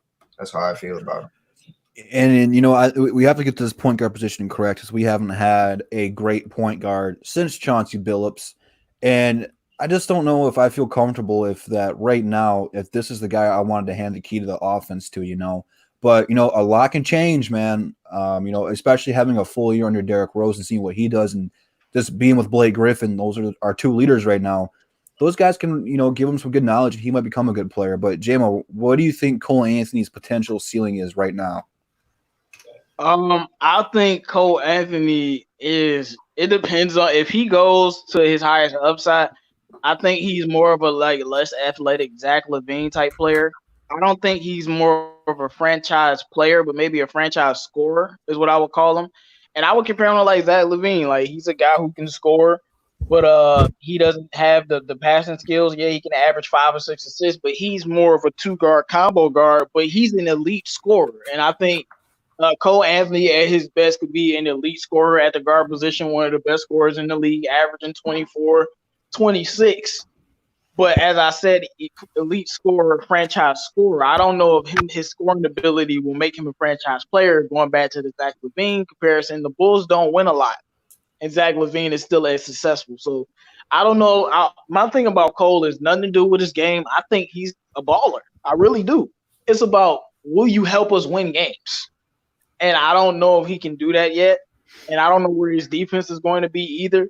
But I think at his apex, he could be one of the best scorers in the league with those handles and those finishing abilities. I think he could definitely be averaging like 24, 25, making some all-star games. But I don't know if all them points is going to translate to wins. Shout out to everybody in the chat, man. Make sure you guys like the video, so that way YouTube recommends the DSA, recommends Detroit Drew, recommends JMO, CA3, Nomas, and Bravo to the NBA community, and let them know that Detroit basketball is being represented here, because no one else does it like us, man. No one out there has got you covered like we do, and we're having a blast. It is finally so good to talk about some real NBA news. Again, next week, JMO's channel, be there or be square. We got a lot more to talk about. We've been on for an hour and 23 minutes. I am not rushing this thing, man. This could be a 5-hour show. I hope not, but stay tuned, because we're going to get you guys involved towards the end of the show and answer some of your questions. But we got a lot more topics to talk about. And Nomas, I'm throwing this next one to you, because I know this is your boy. I went live and talked about it yesterday. Spencer Dinwiddie currently has a GoFundMe page up right now, and he put a little poll up on Twitter. Says, if we hit the goal, who should I go to? And it was the Nets, Eastern Conference, Western Conference, and the Detroit Pistons. And it had like 10,000 votes, and 42% or so voted for the Pistons. Now, I don't know if this is a troll or not. Again, I can't tell you this. But from what I gathered from it, he wants a max contract. And that's his goal for the GoFundMe page. He wants to hit 24, 25 mil, whatever it is. And once he does, he said he'll go to the team that won the vote. And now you all know the story. We give him Spencer. He bounced around the league a little bit. Now he's in Brooklyn, borderline all-star when he gets his opportunities. Nomas, man, what's your whole take on this? Is this something serious? Is it a joke? I don't know. I know Spencer's your boy. But what do you think about all this? Oh my goodness, I don't even know. He's been first off, he has been really active on Twitter over the last few months. I don't know what the guy be up to. Look, y'all know I'm like the biggest Spencer Dinwiddie fan on this panel. But the thing is, I don't know if the Pistons have it in their plans to give him a max because it's like I can see why if let's say we are the team to get if he chooses to go to, I can see where Dwayne Casey and Ed Stefanski would want to give a veteran point guard on this team a starting role because we expect them to do it. But depending on the situation, I doubt we'll go that route because Pistons don't like to spend money. And I feel like, yeah, I would love to have him back depending on the scenario, as long as we don't have to do anything crucial to the team as bad as we do need a point guard. But I think what happened in the relationship in the past, despite what he's saying, I don't think it would happen. It's not about what I would want. You know what I'm saying? Of course, I would take him back with open arms. But the max deal, I'm not sure, man. No, not for the max. Not for the max. That's what I'm saying. For the max, I'm not. Yeah, I don't know if I'm willing to give that to him, man. He deserves a decent payday, though. Don't get me wrong, but I don't think the max is worth any, like what he can bring. I can't give him a max, man. That's crazy. That's crazy, bro.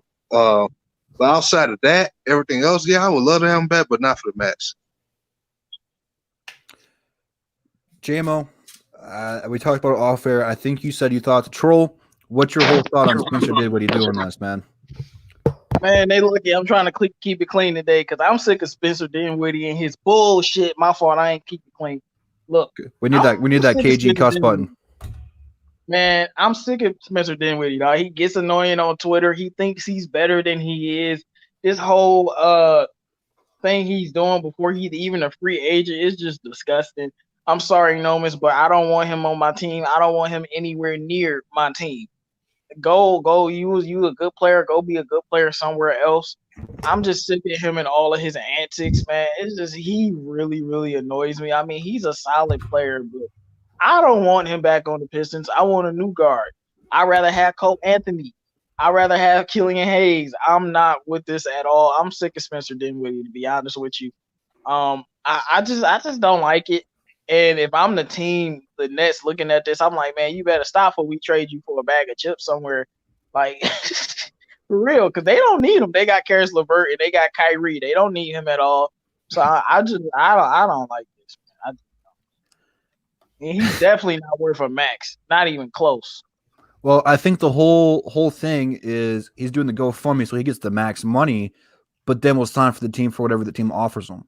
Because the team's not going to give him the max. That's why he's got to GoFundMe. He's trolling, bro. And man, he's trolling. Pistons Talk put an article for everyone in the chat who wants to check it out. Said the Pistons tried trading for Spencer during the trade deadline, but it didn't go through. CA3, man, what do you think about all this, man? For his GoFundMe page saying he'll go to the team that gets the most votes. The Pistons had an overwhelming amount of votes. What's your whole thoughts on all this? Well, first of all, the Pistons are stupid for giving up on him in the first place. Yeah. And they gave up on many other players before. Stan Van Gundy gave up on him. I mean, yeah, Stan Van Gundy. I mean, we're not gonna mention his name though. But anyway, I don't necessarily want him on his team. I mean, if he thinks he thinks he deserves a max contract, like he doesn't deserve to be on this team. And you know, he's a good player. He's almost an all-star level player, but I would rather start over and give me a young point guard in the draft than get a Spencer Dinwiddie. Then overpay a Spencer Dinwiddie. You know, I mean, that's how I feel about it. Bravo, man. Let's get your input on this, man. How do you feel about Spencer starting a GoFundMe page and potentially coming back to Detroit? How old is Spencer Dinwiddie? I'm not sure. 27. Yeah, I'd say that's around the same ballpark, 26, 27. Yeah. The question is, would he fit our timeline? I mean, he is not a bad fit. I think he'll be okay if he comes back, but not for the max. And I do like Spencer. I feel like we gave up on him too early. But at the same time, he built up his career. He started all over when he went to pros. Then he really came back to the Nets. If I'm the Pistons, if I'm being honest, I mean, we need a point guard. Why not giving him a chance in here? But the problem is, would he be willing to come and play for us? I don't know if that's true because he's saying basically, "Oh, I'll be happy to sign for 1 year deal." This bullshit. There's no way I'm taking Spencer Dinwiddie, paying him a good contract for 1 year deal, and then he leave us in the next season. If he's gonna come here, my thing is, why pay Spencer Dinwiddie millions of dollars when you can get a rookie on a rookie deal and then fill out the rest of the roster? And that rookie could like approximate whatever Spencer is going to give you, along with, and if he can't, we got Derrick Rose to back him up.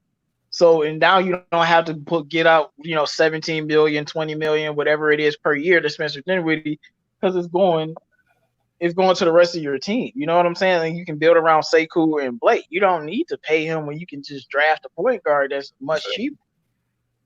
because I feel like they're trying to get a point guard so that they can try the Piston win, so that they can keep Casey's ass. I have no idea.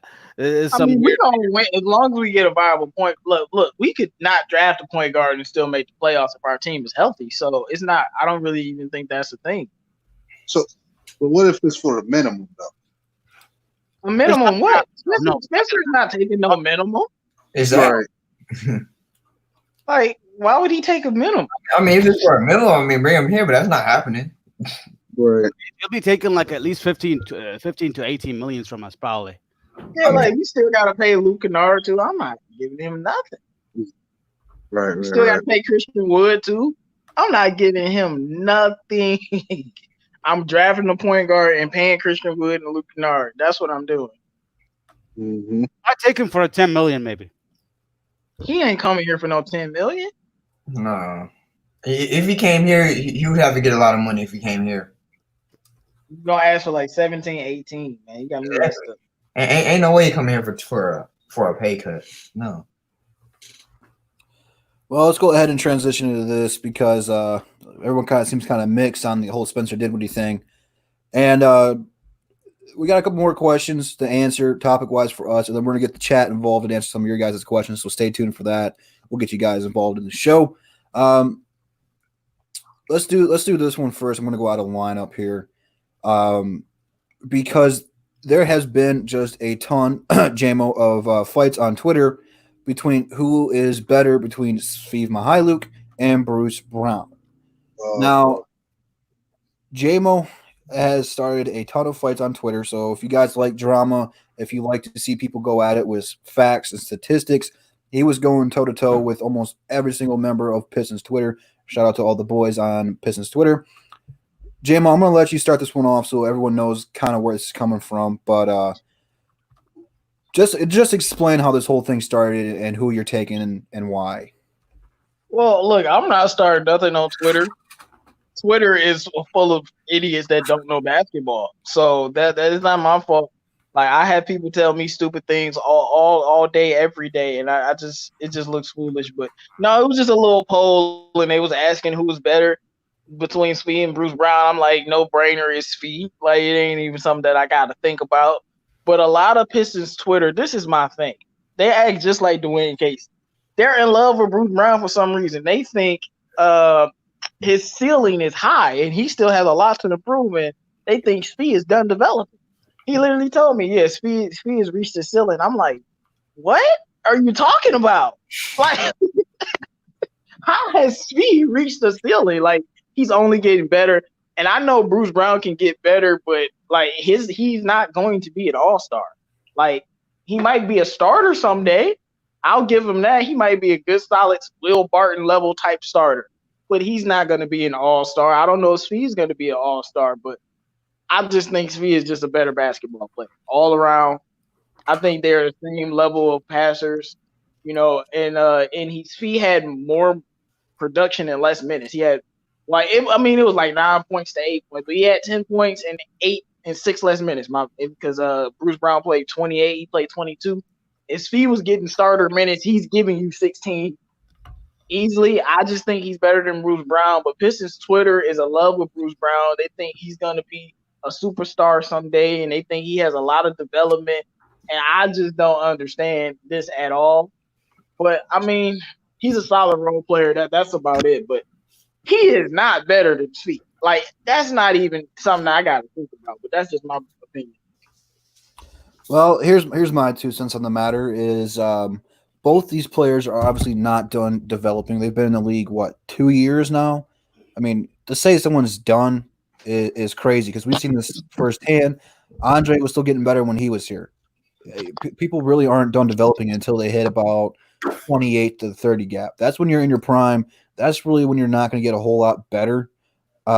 Bruce Brown has a lot to work on still, man. Offensively, he's got to get that jumper fixed. We've seen him take improvements. All of his stats went up just by a little bit. They all went up 1 or 2. Nothing crazy. It's not a huge jump. But that's what you want to see. If he continues that improvement, then next year he's going to average double-digit points. And then next year he'll average 13 or whatever. It's going to keep going up. And that's really what you want to see from Bruce. He's a scrappy defender. He's not a lockdown defender. There's a difference. He still needs to get better there. For Mykhailiuk, we all know he can shoot the ball. Lights out. When he gets hot, he's feeling it. Everyone goes back to the day him and Klay Thompson went toe-to-toe in the preseason game. What he needs to work on is his playmaking ability. There was a lot of times we had him push the ball in transition, and he didn't make the right play. He tried to get too fancy or too cute with it and turn the ball over a lot. He needs to limit his turnovers, but both of these guys can initiate the offense in very different ways. Bruce needs to play at a fast pace and attack the rim right now, and he doesn't always do so. And when he does that, he needs to be able to make those layups, and maybe because of his hand injury, that's played a factor in it. But both these guys can play multiple positions and really change the tempo. I don't know if one's better than the other. Obviously, Mykhailiuk's way better offensively than Bruce is right now, and Bruce is way better than him at defense. So I don't really know if I want to say one is better than the other. We are lucky to have both of these players on this team right now because both of these guys are going to get better. They're going to become a big part of this core. I don't want to get rid of one. I don't want to get rid of Luke Kennard. Those 3 people right there are pretty crucial to the Pistons' plans going forward. But CA3, let's get your thoughts on this, man. People are been fighting about it. What are your thoughts on the whole Mykhailiuk versus Bruce Brown? You know, I mean, I don't understand why. I don't understand why these players are constantly being compared. They're 2 different players, like you said. And I mean, while I think Svi is a little better, I think I say that confidently. Like, I'd rather have, like, if let's say, who would you rather have, Svi or Bruce? And somebody asked me that question, I would say Svi because I think Svi has a lot more just potential to be, to be a good player. I think Bruce is. I think Bruce. He doesn't have. To me, he doesn't have like the highest ceiling in the world. I mean, I think he may be, like James said, maybe a decent starter at best. I mean, that's really all I see Bruce at. I mean, I can see Svi being, a very versatile shooter and a starter. I don't really see that. I don't really see that in Bruce. I think Bruce has. And people always say Bruce has the greatest defense. I mean, Bruce. I mean, he's a really scrappy defender. But I mean, I've never really seen him take people out the game and lock people up. Like I remember, I've seen Bruce get cooked up a ton of times. But I mean, when it comes to that, I mean, I think Svi is better, and I think he has the way more potential than Bruce personally. I always said that Bruce is going to be like our Marcus Smart. The guy can come in off the bench or start, fill in, and just be scrappy. And that's all I really want him to be is just a scrappy player. He's never going to be a superstar and an all-star player. Not everyone can be that. But he's got a lot of things to work on, and, we'll be happy he's here. He's got that attitude of not backing down from anybody, even if he does get cooked. Like Trae Young made him look silly last year, and he came right back next play and went at him. He didn't give up. Trae Young cooked him that game. It happens. You sometimes you play great defense, sometimes you don't. Sometimes your ankles get took, sometimes they don't. It's what happens. It's basketball, but he's one of those players where if he does get cooked, he just shakes it off and goes back out there. But bravo, man. Let's get your thoughts in on this one, on the Mykhailiuk versus Bruce Brown conversation.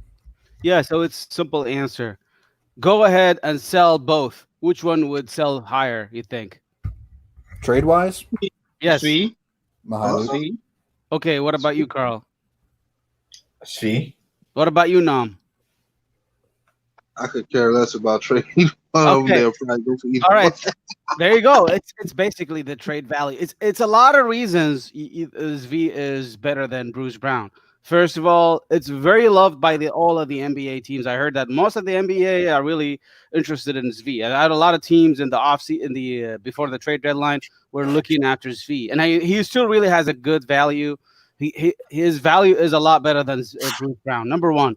Second thing, which is more scary, these two players, V and Bruce, they're coming up on a new contract. How much do you think each one will cost? This is the problem. How much would you pay Bruce Brown? Would you pay Bruce Brown $10 million a year? That's too much. I wouldn't even pay him that money. The way he is producing in this current style of NBA basketball, he cannot shoot off the center court. He cannot shoot off the pick and roll. You cannot even pay him that $10 million. If he really gets a $10 million or more, that's for me overrated. So I kind of believe that Bruce Brown is overrated, and I think the Pistons is trying to raise his value, but he is not what he is.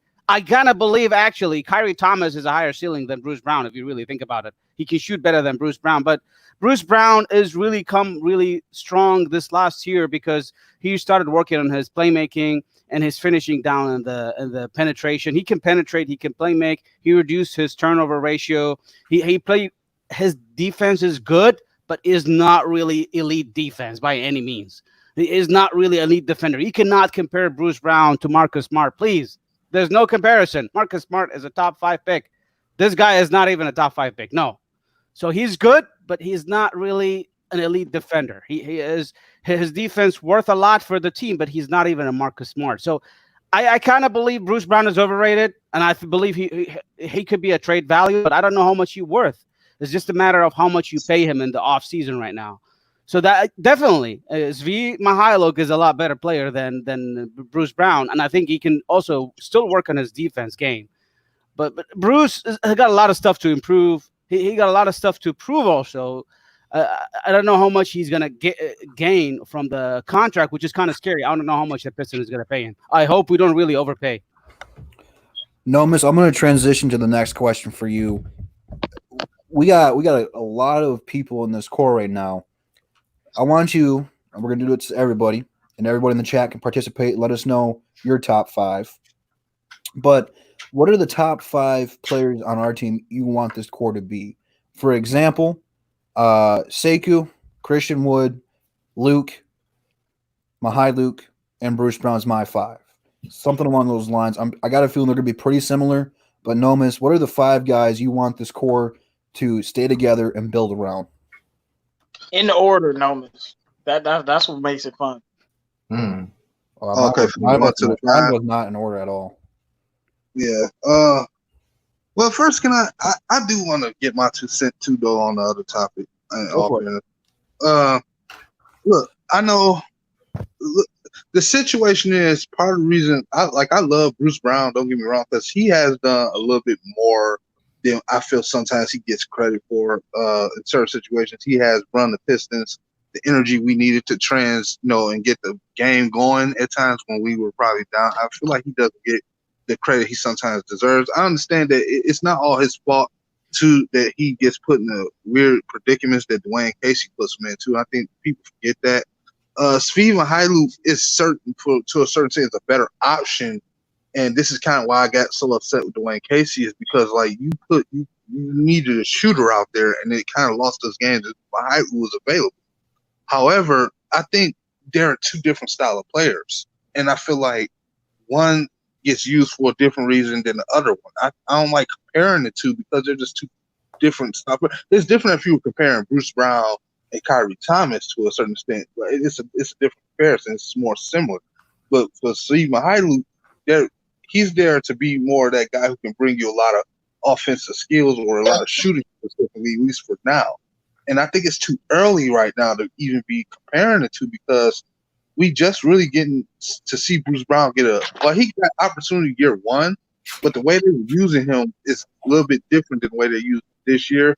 And Zvi Mihailuk just really got on the surface. They just gave him an opportunity this year when injuries happened to shoot the basketball. So I would have to see more development happen within another season or more before I can really say, like, okay, who's better for the Who team. would you Off the rather rip, have? Lucas? Who would you rather have, Svi or Bruce? if I had to pick who I would rather have starting, I would go with No, who Svi would you rather because have on your team? I can make. Like, on your team? God, we really doing that? Like, I can make a case for who I No, would you rather have. you can't really compare them, but it's kind of as simple as who would you rather have? Simple as that. Like Bravo's hand. Okay, yeah, off the back, I would rather have Svi because I need a guy who can at least shoot the basketball more than anything else. And Not a I lot will of take. so you can replace Bruce defense with like there's a guy on the Charlotte Hornets. His name is Cody Martin. Do you know him? He's a really good defender. You can bring that defender and he will do the same job as Bruce Brown, if not even better. Trust me. He played for Nevada. No, yes. No, but Cody Martin and his brother is Caleb Martin. They're Yeah. really good defender. You can bring a defender like him. Bruce Brown is a replaceable player, man. And now for the next top, you saying like my 1 to 5, who I want to see them like build this core around. Man, that's tough. Like I know I want Sekou as number 1, obviously. 2 will be Wood. I would like to see Luke get the opportunity as well. As far as the 2, I mean, as far as the 3, 4, the 5 and the 1, I mean, the 5 and the 1 to me depend on the draft. So if it's like LaMelo and then wherever center we can that's actually talented and good, I think that's what we could go with. Like I said, Wood, Sekou, Luke Kennard, and whatever point guard and center we can find. I think that's the core, the young core. I think we go with that. If that makes sense. I was about to say that wasn't even the question, but No, you said, oh, you're talking I about far as who we have on the team already? Because yeah. then if that's okay, if that's catch, all right, Wood, Sekou, Luke Kennard, I'll take Svi, and you can throw in, I'll throw in Bone. What about Wood? Ooh. I said Wood. And he Okay. said Christian Wood. Okay. So, CA3, man, what is your top 5 core for this team moving forward? That I guess if you want to rank them, you can rank them. If not, I don't really care. But who are the guys you want to keep on this team and build around? I can't even rank him, but Sekou, definitely Luke, definitely Christian Wood, definitely Svi, and then I mean there's really you definitely have to go with Bruce after that. So yeah, I mean those are my top 5 for the core. I mean, I think like Bravo said, I mean, you can replace a guy like Bruce. I mean, he doesn't really shoot the ball. I mean, he's good on defense, but he's not great on defense. I mean, you can probably get somebody else in the draft that can probably play defense and can probably score a bit better and shoot the ball a little bit better. But that's the thing about Bruce Brown. Like, I don't really. He's a very replaceable player, but a guy like Svi, I mean, you're not gonna find many guys that has the shooting ability he has and the versatility he has. So I mean, that's just how I feel about the core. J-Mo, man, what are your thoughts on this one, man? What's the top 5 young players on this team that you want the core to be, that you don't want to lose, that you want to build around? Well, I feel like the top 5 players, like in the young core, I would have to go with Sekou first, of course, because he's Sekou. I know people like you can have whatever opinion you want on Sekou, but out of all of the first round picks that we've picked in a long time, he was the first one where he actually surprised me. He was doing things that I wasn't really expecting him to start doing people like that. Like when he was going on his little streak, like he was doing people dirty. I'm like, bro, is this dude a rookie? Like, I'm like, so I would go Sekou, of course. Then we got Luke Kennard. Then I'm gonna go Svi. Then I'm gonna go Christian Wood, and then I'm gonna go Kyrie Thomas. I think I've told y'all this before, but I think the whole time Kyrie Thomas has been better than Bruce Brown. Just hasn't had the opportunity, and he has some injuries. He might not even get to show it on this team, maybe another team. But I'm a big believer in Kyrie Thomas. He can play defense like Bruce. He can shoot. He can score. Like he can pass the ball. Like he can do it all. It's just like it's opportunity sometimes. So I think if the season comes back and he gets an opportunity, he'll show. But I think Kyrie Thomas can be a very good guard for us. Bravo, man. What are the top 5 players that you want this young core to be, that you don't want to trade, that you don't want to pass on, that you want to build around and be involved with this team's future? Go. Good question. So first of all, I want to say, Luke G, nice to meet you in the chat, man. Good to see you here. Hit the like button. And I'm going to talk about my top 5. I'm going to go with Sekou Doumbouya and Luke Kennard, Zvi Mykhailiuk, and I don't know about Christian Wood. He's a little bit like 25. Is he considered like a young? Or you Yeah, want to he's young. But he's not on the rookie contract anymore, is he? He's on a Okay. like minimum deal. He's 23. No, he's 25, dude. Christian Wood is 25 this year. So 25, I mean, yeah, put him in there. I mean, number 4. I mean, you have to pick Bruce Brown here. You can't just take off Bruce. I'm not a hater for Bruce Brown, but I'm saying that Zvi Mykhailiuk is definitely a better player than Bruce Brown. Don't get me wrong. And Bruce Brown has a value if we can re-sign him on a lower deal. If he really gets above 10, 50 millions, there's no reason of keeping Bruce Brown on a 50 million contract. There's no reason. And I'm heard from one of the podcasts, actually, Bruce Brown is due for 13 to 50 million. That's too much for me, I think. There's no reason why I want to give this guy 50 million if he cannot shoot of a pick and roll, if he cannot really, even when we saw him when he takes off the point guard, his goal is not to turn over the ball. When he goes when he started to play, he just tried to play off the pick and roll. He is not really, I don't know if he's the one we should pay him this kind of money. So, but I'm going to include him in my top 5 because he is a young player we have right now. He is one of our core young players. You can't just exclude Bruce Brown. I don't know. Because the team is trash, man. They don't have anyone on our team right now except Sekou and Luke Kennard. The rest is not good. We need the young pick, maybe. That's the only one I can include in there. I can dig it. We got different views on everything. I don't think this team's trash. I just don't think we have the right pieces to make those players better. When your best player is Blake Griffin, who when healthy is a top 15 player, he's always banged up and stuff, but he's not a young member of the core. So yeah. I don't know what Blake's and Derrick Rose's timeline is with this team, but it is what it is. Let's go ahead and do this last topic before we include the chat and answer some of their questions. ESPN this week had named the top 50 or top 70 greatest players of all time. It is one of the most disrespectful and embarrassing lists I have ever seen. It probably has the worst top 10 I've ever seen. It's bad across the board, man. It is terrible, but to make it relevant to our members, when I give you guys the questions, you can talk about the list in general. I'm going to give you guys full reign of this thing. Had Isaiah Thomas, not the midget, but our Isaiah Thomas, second greatest point guard of all time, right behind Magic. And though that is from the GOAT, yes, the GOAT, Michael Jordan, not LeBron. That is straight from his mouth that he is the second greatest point guard of all time. It's Magic, and then Zeke's right there. They put him at 31. They had James Harden right behind him. So from that standpoint, would mean that in another year or two, James Harden is supposed to be better than Isaiah Thomas. And then they had people like Steve Nash, better than him. I like Steve Nash, but no. They had people like Giannis, who hasn't done anything win-wise over him. Giannis will be better than Isaiah Thomas. But I'm about to say, but I'm not mad at the Giannis ranking, though. Right now, yeah. People like Kevin Durant will be better than him. I don't know if I want to say right now that he is. He's close. He's in the conversation. He's going to be one of the best players to ever play. It's debatable. I don't like that. He's not top 50 yet. He hasn't done it to be top 50 yet. He hasn't.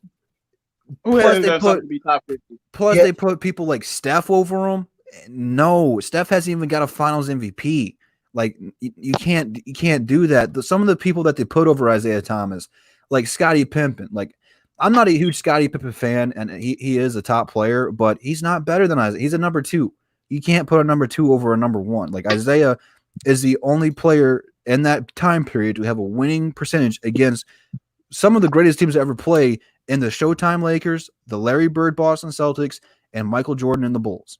They beat all of them and have a winning record against all three of those teams. Those three players right there, Magic, Larry, and MJ, are on many people's Mount Rushmores of all time. Don't know if they're still there in a lot of people's viewpoints, but at the time, they were the cream of the crop, and Isaiah and the Bad Boy Pistons gave it to them. So for this list, fellas, I want to know what you guys think about the disrespect on Isaiah Thomas. I'm not saying Isaiah Thomas is the greatest player of all time, but he's a top 20 player of all time, respectfully. They put people like Kevin Garnett over him. I love me some KG, but no. They put Dirk over him. Dirk's one of my favorite players of all time, but no. So when I give you guys this question, because see, I know you know the whole list. I'm going to throw it to you first. Give me your thoughts on the Isaiah Thomas disrespect and just the terrible list overall, man. I mean, the Isaiah Thomas disrespect it's just horrible. I mean, I just think people just they gather their opinion too much just based off what the media tells them, and it's sad. I mean, I saw a video earlier today where I really like it was so bad to the point where I was literally agreeing with everything that Rob Parker was saying. Like Doug Gottlieb was just slandering Isaiah Thomas the whole time. Like the fact that I had to agree with Rob Parker is just sad. And Doug Gottlieb is a piece of garbage. And then the fact, and then I was talking to a dumb kid earlier who was telling me that Isaiah Thomas wouldn't be a top 10 point guard if he played in today's game. I'm like, dude, people were just so undereducated about Isaiah Thomas's game. Now the fact that I had to explain to people why Isaiah Thomas was a more skilled basketball player than Russell Westbrook is sad. You know, it's really sad. It's really disrespectful and it's just sad. And I just think Isaiah Thomas is just the media. The way Isaiah Thomas is portrayed by the media, it just has people getting these false narratives about Isaiah Thomas. I mean, he was just a great basketball player, and people don't realize it. It's just sad, and the fact that he's 31 on the top 100 list is stupid. It's like, I mean, he should have been. It's echoing. Nomas. Here, I'm gonna mute no my fixes that. Go ahead and talk. We'll figure out what's going on with that. The fact that he was one of the first small guards to lead his championship team. I mean, to lead a championship team twice. I mean, he didn't only do it once, but he did it twice. He should have did it 3 times, but Kareem didn't get touched and they gave him a foul for some reason. But it's just sad. And then the list just sucks in general. I mean, why is Andy Davis in the top 50? I don't understand. And why is I've never seen Dominique Wilkins considered a top 50 player. I mean, he's a great player, but he's not a top 50 player. I mean, Dominique Wilkins not a top 50 player? I mean, it's just. I mean, he'll be like. I mean, the Dominique Wilkins, he's like 55 to me, bro. If I made my list, he'll be in the mid 50s, low 50s, bro.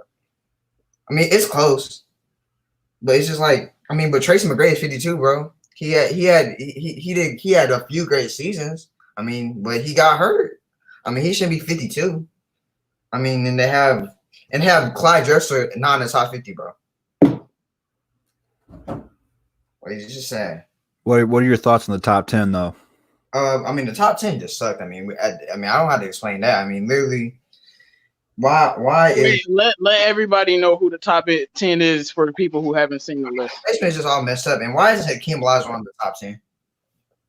You heard me? Yeah. I'm trying to see if I can find the picture real quick, and I'm going to screen share. I say let people know because not everybody knows who was in the top 10. The placement was all messed up though. ESPN. Is it Shaq in the top 10? Yeah. Yeah, it's Shaq, it's Kobe, and I think it's Larry Bird, and then you got Bill Russell and LeBron is 2, Jordan is 1. And I then think you that got This picture here, I'm gonna screen share. I'm gonna scroll through it. It's not in a good way where I can have it all at one time, but I'm gonna go through and show you guys. ESPN, the leader of sports, it's supposed to be the great one. This is their top 10 greatest players of all time. I'm just gonna scroll through it real quick. They got Shaq at 10. Shaq usually puts himself there, but Shaq's just really humble and not disrespectful. Kobe at 9. Rest in peace, Kobe. That's a tragedy. You are missed. Tim Duncan at 8. I love Tim Duncan, but he's not better than Kobe, man. I don't think so. Yeah. He is one of the best power forwards of all time, but I don't think he's better than Shaq. 7, Larry Bird. What? He's not a top 10. Come on. Yes, he's top 10. Yeah, bro. he's top 10. Yeah, this is Oh, what no, Rick I is have mixed up. like that. Six, Will Chamberlain. Yeah. I'm sorry, which one was not my top 10, bro? I don't care. Anybody. 5 is Magic. Who's Bill this? Russell at 4. No. Okay. Number 3, Kareem. Kind of can't argue with that. I don't have a He's, problem with top 10. I don't, he's a top 10. I don't know about top 3. He does league. Number 2, LeBron. Again, I don't think he's better than Kobe right now. And then number 1, MJ, which that should be pretty unanimous there. I'm glad they didn't put Giannis. They should have put Zion in there too. Come on, bro. So now that we did that CA3 win, what was your whole thoughts on the top 10, man? I mean, the top 10 was just misplaced. Like personally, me, I'm not putting Bill Russell that high. I'm not putting Bill Russell at number 4 on any day, on any time. I mean, Bill Russell is a great player, but he's a great player, but overrated at the same time. Like he's not a top 4 player of all time. And I'm sorry, but Wilt Chamberlain is not going to be on my top 10 list. I'm putting Hakeem over Wilt Chamberlain on my top 10. And I just think everybody's just misplaced. I don't understand why Kobe is number 9. Second of all, Tim Duncan is not better than Kobe on any day. And I don't think. I wouldn't put Bird. I think Bird is a little too low. I would put Bird at like number 6 or number 5. I just think everybody's just misplaced. I mean, except for the only problem. I mean, I may put Magic at 3, but I understand why people put Kareem over Magic is just because of Kareem's longevity. But I mean, everything's just misplaced, and Hakeem should be in the top 10, no question. J-Mo, you back? Yeah, I'm back. Go ahead and Go get ahead. your thoughts on this, man. What's your whole? Let's start out with this, man. We'll start with Isaiah Thomas about being the 31st ranked player and putting people like Steph and Steve Nash and just some guys who are good, but they're not better than Isaiah Thomas, man. What's your thoughts on that? And then what's your thoughts on the top 10? My thoughts to Isaiah Thomas is I'm upset. Isaiah at number 31 is disrespect. Look, man, I'm gonna tell y'all right now. If Isaiah was playing right now, he would be the best point guard in the league. Like, let's stop this. None of these point guards are elite defenders. Isaiah is something that's good, but none of them are elite. And I'm talking about the star point guards. None of the star point guards are elite defenders. Isaiah Thomas is an elite defender, elite scorer, elite passer, elite winner, elite leader. What more do you need? He checks off every single box that you could dream of. His toughness, everything. There is no point guard in the NBA history better than Isaiah Thomas, but Magic Johnson, and that's it. Steph Curry need another ring or Finals MVP before he can even start to talk to me for real. Like, because I feel like the Warriors had Isaiah, they don't lose to the Raptors. Yeah, I said it. Because Isaiah would have been getting buckets, and he wouldn't have just been shooting threes. But it's just very, very, very disrespectful. I'm not mad at where Giannis is ranked. Isaiah should be ranked higher than Giannis. Isaiah is definitely a man. I might even call him a top 15.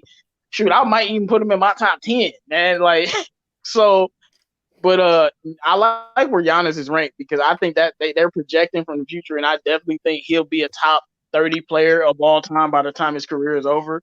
I mean, but with the Isaiah, it's just very disrespectful. What?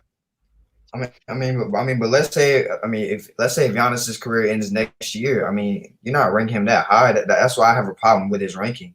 It's just, but his career is not gonna end next year. No, I'm just being hypothetical. I'm just saying, but that's a bad hypothetical. Like his career is not gonna. He's gonna play a long time, and he's gonna be a champion eventually. But they're saying that's where he's at right now. That's not where he's at right now. That's all I'm trying to say. I mean, where he's at right now, back-to-back MVPs at 25, winning back-to-back 60 winning season, bro. He hasn't been finally yet, though. You can't say he's. I don't care. He's a top 30 player of all time when it's all said and done, regardless. Yeah, when his career's over, yeah, but not right now. That's how I feel. He will be better than Isaiah, but right now they're talking about all time. They're not just considering right now. They're talking about all time. Yeah, all time, he's not better than him though. Right now, he will be. 10 years. That's what I'm saying. He will be. You can't rank him right now based on potential. Yeah, if that's the case, Zion could be the GOAT. You can't rank him if he's the best player in the league. Yeah, but You gotta look at it this way though. He hasn't done anything in the playoffs. They have choked in the playoffs. Like they are a better team than the Raptors were, and the Raptors played defense and took Giannis out of the Were game. they a better team? Yeah, they were. They were They the were number not. one. Yeah, Look at they the were. Raptors without Or else Kawhi. the Raptors would have had a number one seed. They had look. The Raptors were a good team. I'm not saying they were trash, but record wise, they were deeper. They had the better player. No, And they the weren't Raptors deep. played together. And they Until didn't have Giannis, better until players. Giannis gets some rings, you can't rank him better than Isaiah. He hasn't done anything. No, in the Isaiah should be higher, but Giannis needs to stay where he's at. It's not about him being higher than Isaiah. Isaiah should be higher, but Giannis should be where he's at. Simple as that. That's a fair point. What But about I'm you, not man? taking him. I'm not changing where he's being placed. Isaiah needs to be higher, but he's a top 30 player all time. You're not gonna get. He's the best player in the league. I don't care what nobody says. So even if he's not, so like, it's hard to say it, man. Plus, a lot of the guys on the list, like Pistons Talk said, had another partner in crime. That was a great story. We had Joe D and Vinny Johnson and stuff like that to go with them. So I mean, we were deep. We had a good team and stuff like that. I don't know, man. I don't like where they put Zeke. Like the disrespect on him is terrible. And Bravo, I'm very interested to get your take on this because I know you didn't start watching until the Pistons until around 2004. So, but what's your whole thoughts on all the list nonsense? I mean, I kind of believe, like, I don't know much really about those players. I mean, I'm not a fan of Larry Bird. I don't know why he's there. He's a good player, but I'm not a fan of him. I think we should put like Isaiah Thomas in instead of Larry Bird. What? And I don't know. Hold up. Yeah, whatever, man. This is my opinion. Hold And I- up. Hold up. Yeah. Hold up. And the This other is a thing is- place. You going too Hold far? up, bro. I'm Hold up. going too far, exactly, because I'm not a fan of Larry Bird. He's a Celtic player. You gotta be a fan. You gotta I mean, respect. but you can't act like he not. Like You gotta top respect 10 the on hater top. sometimes. You gotta respect the hater. I'm He's not a not fan of Yeah, Giannis. respect the hate, bro. I hate Boston more than any other team in the league, but Larry Bird is Larry Legend. What do you call Yeah, man? I'm not putting him. Maybe he's an 8, 9, 10. Not even a top. Oh, he's top 6, no question, bro. Okay, the other thing is, I'm not putting Giannis in there because, like what Carl said, CA3, he is just in his first careers. He has to prove. One thing about those players, I want to enlighten you, African players, their ceiling is mostly like 30, 32. They don't really last long. I'm telling you, this is from my experience. I'm watching other kind of sports. They don't really have a good stamina for long duration. Pretty carefully, bro. I'm gonna say it. I don't know if Giannis is gonna go last beyond 32. I doubt it. I don't think he'll be there. I kind of believe it. Yes. Huh? So yes, I think Carl is CA3 it might be right in his perspective. He might not last in that age. You never know what happens with Carl. If he proves it, if he lasts beyond 32, he'd be in the top 10 in my opinion. For sure. I'm not saying he won't last. I'm just saying like he's not top 30 right now. I mean, he's gonna be top 20 when his career is over, in my opinion. We will see. Time to prove. Yeah, and you know, to what I would say about the other players in the top 30, how many of those other players have a ring and how many have an MVP? Because there's players in that top 30, no MVP and no ring. So Yes, you can put Giannis up there if he about to be back to that MVP. I'm gonna add another interesting player in there. You guys gonna get a lot of arguments from me. Steph Curry. Where is Steph Curry? He's the top 10 player of all times, in my opinion. He did change the game. He did change the game. Nobody can shoot. Nobody can shoot like Steph Curry. Nobody has changed the game like Steph Curry has. No, He is better than that Magic Johnson. Put him. Take off Magic Johnson. Put Steph Curry in. Hey, I'm gonna need you to mute his mic. Mute his mic, Bravo. You're not allowed to talk. I was seriously thinking about it. Bravo, I want to. No, you don't have to mute his mic. This man say I gotta ask you this, Bravo. Bravo, you say African players don't last that long, but the Dikembe Mutombo won defensive player of the year at 35 though. But okay. Anyway, Bravo, I want to ask you this though, Okay. because is this a personal goal you're trying to do right now? Because it's really Nomus's job to say the off the wall stuff. Are you trying to up Gnome right now, or? Yes, exactly. you said he's better than Magic Johnson. I think he's really good. Steph Curry is underrated, man, as a top 10 he's not player. underrated. He Steph overrated. Curry is the greatest shooting player I've ever seen, but he ain't better than Magic Johnson. I think Russell Westbrook is better than Magic Johnson. Get out of here, man. Oh Lord. Come on, bro. Come on. I'm sorry. I gotta do it. I'm sorry. I can't. I'm sorry, Bravo. You need a timeout, man. Look, yo, we sorry for that. Bravo, he took the wrong pill today. He had some struggling. I had to do it, Bravo. I'm sorry, bro. I'm gonna read some comments real quick. Paul Scott said, "I'm a Steph fan, but Steph is not better than Magic." He says Giannis is a guy right now. He's just gonna keep getting better. I agree with that. Pistons Talk said, "Bro, I'm done." Benjamin Poe said, "I'm gonna holler at y'all next week." Nah, Benjamin, we need you, bro. We need you, bro. Come on, man. Thomas, did you go yet? No. Positively Detroit in the building. What's up, PD Sports? Nothing much. I just literally just woke up and I turned on the show and I saw you guys were talking about this and I was like, wow, I definitely feel like I almost have to chime in on this. Go ahead, man. Go ahead. We're talking about Isaiah Thomas. Yeah, Go ahead. we're talking about The whole the general. ESPN ranked the 74 best player, which is it's a weird list. Why would you do 74 players to begin with? Why don't you just make it 100?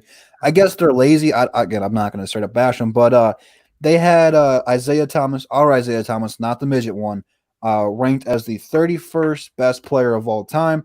And they put people like Giannis ahead of him, like Steve Nash ahead of him, John Stockton ahead of him, Steph Curry ahead of him. There's a lot of players that aren't better than Isaiah Thomas ahead of him.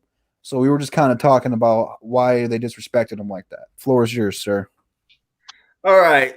So, okay. So here's the thing. I'm going to have some unpopular opinions, but I'm going to also be. Let me stop you right there. You're not saying Steph Curry is better than Magic, are you? No, I'm not going to be. Okay. I'm not going to be saying unpopular things like Bravo was saying. I just have learned that I just respect everybody's opinion because everyone has their own lists and everyone has their own interpretations of greatness. No, but Steve Nash definitely should not rank ahead of Isaiah Thomas, in my opinion. Iverson, absolutely not. John Stockton, I can see why they would. Oh, I don't agree with it, but I don't agree with it. Wait, what? I said no. No, I got you. Yeah. Like, I can understand it. I'm not saying I agree with it. I'm saying I can understand it. You know, all-time assist leader, all-time steals leader, blah, blah, blah. But Isaiah Thomas, man, he led the Pistons. He was consistently leading the Pistons in assists, points, and steals. And not just consistently leading the Pistons in points, assists, and steals, but doing it in the playoffs, like carrying his team to the Eastern Conference Finals or carrying his team to the NBA Finals by leading his team in 3 out of the 5 big stats and stuff like that.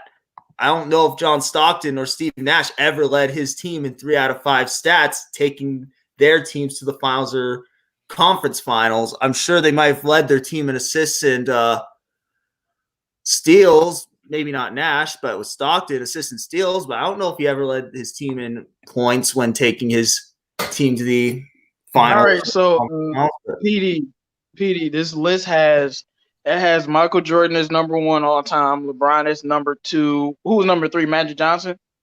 Number 3, I think, is Kareem. Right. 3 is Kareem. Then 4 is Magic Johnson, and 5 is Bill Russell. They got Magic Johnson at 5. Let's real fast. I'm pulling up. Okay, so what do you think about that list? Any disagreements? Any players you would put up there? Any changes? Well, of course I disagree with the list at times because, I mean, the list is just really weird. I think Sky Pippen is way too high, honestly. I don't know. I just always had my opinion, like, Robins cannot be that high. Like, it's not bad to be a Robin, but, like, you can't rank Robin ahead of a Batman. You know what I'm saying? So, like, I definitely think I know exactly what you're saying. Until you become Nightwing. yeah, like you gotta be more like Nightwing before I can rank you ahead of Batman. You know what I'm saying? Yeah, that's where I feel about it. Like, I mean, the list is just, I don't know what their logic was. I wish I could see more of an explanation for why they ranked a player the way they ranked them, because they only gives us like a paragraph to 2 paragraphs. But I think Sky Pippen is rated way too high. I mean, of course, I disagree with the logic behind some of these players just doesn't make any sense at times. It's like you have this guy this high, but you have this guy behind that guy, and we could honestly go all day and the rest of the night on that, unfortunately. But no, the list is weird. That's pretty much all I can truly say. It's a weird list. It feels wrong list. The list feels so random. It's like they just put players there to put them there at times. No, you know what? I agree with that because I feel like they were like, all right, Jordan's 1, and we're going to rank LeBron 2. Now let's just find a center. Oh, we have Kareem. Oh, let's just find another center. Oh, Bill Russell. And oh, we got to put a point guard there. Magic. Like, that's how it seemed like they put the list together. And I know people would disagree, but I'm not putting Kareem over Magic. He got more finals MVPs. He don't got more MVPs, but I'm not putting Kareem. I think Magic is the greatest Laker, and then Kobe, and then Kareem. So, and I'm putting Kobe in the top 5 too. So, I don't know, man. See that Kareem needs to be there though. I don't know. It's tough because he's the league's leading scorer. So I mean, you got to put respect on his name. Like, and he needs to be in that conversation, well, whether he's there or not. My top 5 has the 3 Lakers that I just mentioned, and LeBron and MJ. So I mean, Kobe and Kareem and Magic are all in my top 5. I just think Magic should be the first guy. What he did his rookie season has never been done before, and it probably never be done before again. So it's just slightly different. Literally, the only reason why I put Kareem over Magic, I mean, like I'm always tempted to put Magic number 3. The only reason why I put Kareem over Magic is just because Kareem had way more longevity. I mean, literally, the only reason why I put him is just because Magic got AIDS. Essentially, I mean, if Magic doesn't get HIV, I mean, he's easily ready. They don't win the 9 finals though. Yeah, I mean, I still feel like I should rank Magic over Kareem because I feel like Magic was just a better player personally. Nomus, are you back? Yeah, I had to get my. Let's go ahead. Yeah, my ribs had to get some rest because of what Bravo did. I'm so sorry. That list is first of all, who made that list again? The head honcho, ESPN. Yeah, see, I need to go take a bath and just wear his ass out because you don't disrespect Isaiah Thomas like that. I don't care what you say. You could at least put him in top 10, man. Like, really? Okay, maybe one under 5'11" point guard that can guard on a 6'10" point guard. Crickets. No one. Exactly. This dude led a storied team that we still talk about to this day. He made Jordan the man he is today. As far as I'm concerned, that team made Jordan who they are. How do you beat him out of the top 10 or top 15? I'm not saying Isaiah is the greatest of all time. Okay, fine. That's what you want to say. But my thing is, how do you put him at 31? And then it makes zero sense. And then the top 10 list, to me, is odd. It's weird because it's like, okay, Magic and Kareem should be like toe and toe with each other, like as far as top 5 goes. They should be literally neck to neck. Larry Bird is too low. Jordan is okay with Jordan and Larry Bird. I mean, as far as Jordan goes, it's debatable. If he's the number 1 guy, okay, whatever. But I think you got some guys who should be like maybe pushed out of that top 10 or just at the very bottom. It doesn't make any sense where they were getting this list from. It is crazy. Like, oh man, I'm still scratching my head over Isaiah Thomas. It doesn't make any sense. Yeah, it really doesn't. It's like, did these people actually watch the games back in the day? They didn't. They couldn't have. Like, there's no way in hell that you put. I can't put LeBron over Magic. Right? I'm sorry, I can't do it. I got mad respect for what LeBron did for Cleveland. Don't get me wrong. He came on that team and just like made them the most relevant team ever in history. But my thing is, I would rather push him in the top 15 than the top 10. You putting him up there with Larry Bird, Jordan, and Magic. I don't know, man. And then you got freaking. I mean. Yeah. No, I don't have LeBron higher than Magic, but he is top. He is at least top 5. Like what? Okay, fair enough then. Fair enough. top 5. Like, no, I don't got him above Magic or Kareem right now. He has to do a little bit more for me. But Yeah, or I Kobe, guess that's what I was or trying to Kobe. go with about. But it's just like, it's just my mind's destroyed with this. I'm sorry, but I'm trying not to be a dead horse. But man, my mind's destroyed about this whole Zeke thing. Man. It's like he gets no respect that he deserves. I'm really ready to go make a video, a rave rant right now about it, because there's no way that you're telling me Steph, because people out here that say Steph is better than him when it's not true. The people, I just don't get it. Where did this guy get off? We need emailing this dude like, you ain't shit. Like, this is crap. I'm sorry. Hey, you're speaking facts, man. You know, I'm not a big fan of the list myself. Man. Hey, JMO, what day is it? Man, it's Free Smoke Saturday, man. Y'all know y'all gotta drop them questions in the chat. If y'all got a question, man, drop the question so we can answer it. Y'all be questioning us the whole show. When we ask for questions, y'all disappear. I need y'all to show up for us and make sure you guys like the video if you haven't already, man.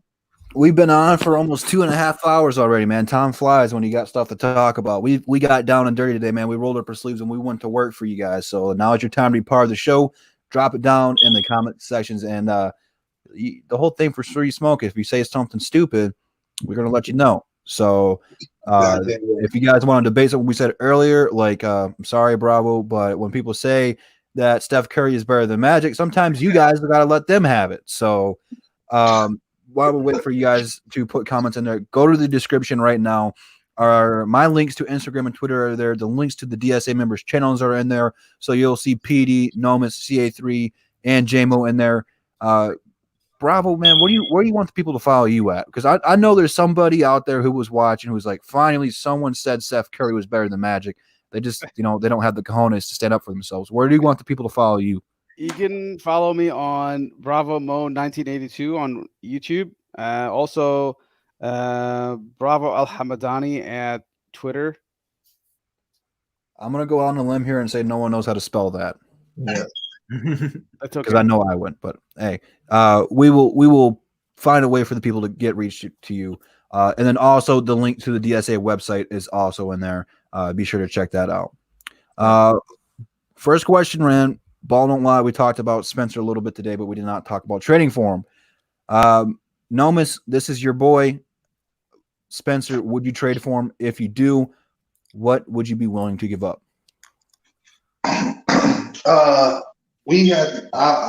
I'll probably give up, as far as on this team, I'll give up somebody that we, all the trash that we don't need, plus maybe a 2022 draft pick or something like that. That's about, like, if I had to throw in somebody we use heavily, the only person I would risk on in that trade package would be Bruce. And just because they probably won't be using them too heavily, that's the only reason why. And even if he does develop, yeah, he's gonna kill us probably someday. But it is what it is. But if you come out to get somebody who could be immediate use at point guard, yeah, I'll risk that. But other than that, get rid of the trash and maybe a future draft pick. I'm not that we don't really need like a 22 second round pick or something like that. Or something that matter. Bravo, real quick. Benjamin wants to know, what were you smoking and where can you find some? I like that. Dude, I'm just like messing up with you guys. It was fun though. A lot of fun though. You're never gonna hear the end of that one, man. Like how Gnome said the Knicks were gonna make the playoffs. He hasn't heard the end of that. He's not going to. You're not gonna hear the end of that one. JMO, Truth Teller 2011 says, why are you guys so high on Melo considering his inefficiency? Love his passing skills and ball handling. They are elite, but will he be able to shoot? All right, so the thing we like about Melo, it really it's about him being a 6'7" point guard. 6'7" point guards literally don't really grow on trees, and they don't have Melo's passing ability. I think just like his brother did, I think he needs to change his shot. But see, I'm not worried about him having an idiot coach like Luke Walton that's not gonna get him a shooting coach to help with his shot. And I think Melo can score. I don't think he's going to come out and be some great 3-point shooter. I think he'll be shooting like 34 or 35%. but that can be developed. Like the other stuff that he has is you can't teach. He has things you can't teach out of everybody else in the draft. So I know he has to work on his shooting, and I mean I embrace it. We have to develop him into a better player. With the other stuff he has, those handles, that layup package, those passing skills, that dog in him, no other player has the total package like that. He'll have to develop his shooting, but I'm not worried about. I think he'll definitely, especially considering how Lonzo was able to change his shot, even if he had to ask his brother or something. I think he definitely will be able to do it. Like I said, I think he's more of a scorer that'll be shooting like 34, 35, but it'll get better with time. Melo is a streaky player, and he played in a weird league. That's why I don't take his percentages that serious, because the league he played in was a league full of grown men, and it's a little bit different. The amount of shots he got and the amount of opportunity he actually got is just a low volume. Absolutely. You know, for me, I just think he fits what we're trying to do for this point guard position. He can pass, shoot, anything offensively. What he needs to work on is his defense. So I think he's got the most promise and potential for the Pistons. He's a reasonable target for us to get. Let's do this one. Bravo, let's do this one to you, because I know you won't give an off-the-wall answer on this one. Pistons Talk, for everyone in the comments, go subscribe to him. Up-and-coming YouTuber. He's got thousands upon thousands followers on social media. Let's get his YouTube game up there as well. He says, thoughts on the Pistons drafting Obi Toppin, because they fear Christian Wood might cost them at least $15 to $20 million because he is a free agent this summer. What are your thoughts on the Pistons drafting Obi-Wan Kenobi? Yeah, good comments. I'm glad to see you here, Piston Talk. So yeah, I heard it also from other sources. Would we be willing to replace Christian Wood with Obi Toppin? Because Christian Wood might cost us at least $50 million. I think it's possible that Christian Wood, if he gets more money from other teams, he might move. I don't know if he's going to be loyal to us. We will see this in the offseason. I hope he will, because we made him look better in this year for sure. No other teams gave him the chance like we did. Dwayne Casey did raise this guy, so he has to accept whatever we give him, in my opinion. I think a $10 million is reasonable as a start, 10 to 12 million. Other than that, anything above 12 million is an overpay, and it's too much. Obi Toppin, man, I think he's a good player. I think he's going to be all-star in the first few years.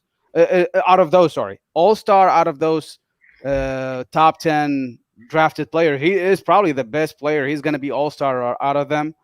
And I think he can just prove a lot of team. He is really a good player at his position. And he is going to be like, wow, this guy is flashy.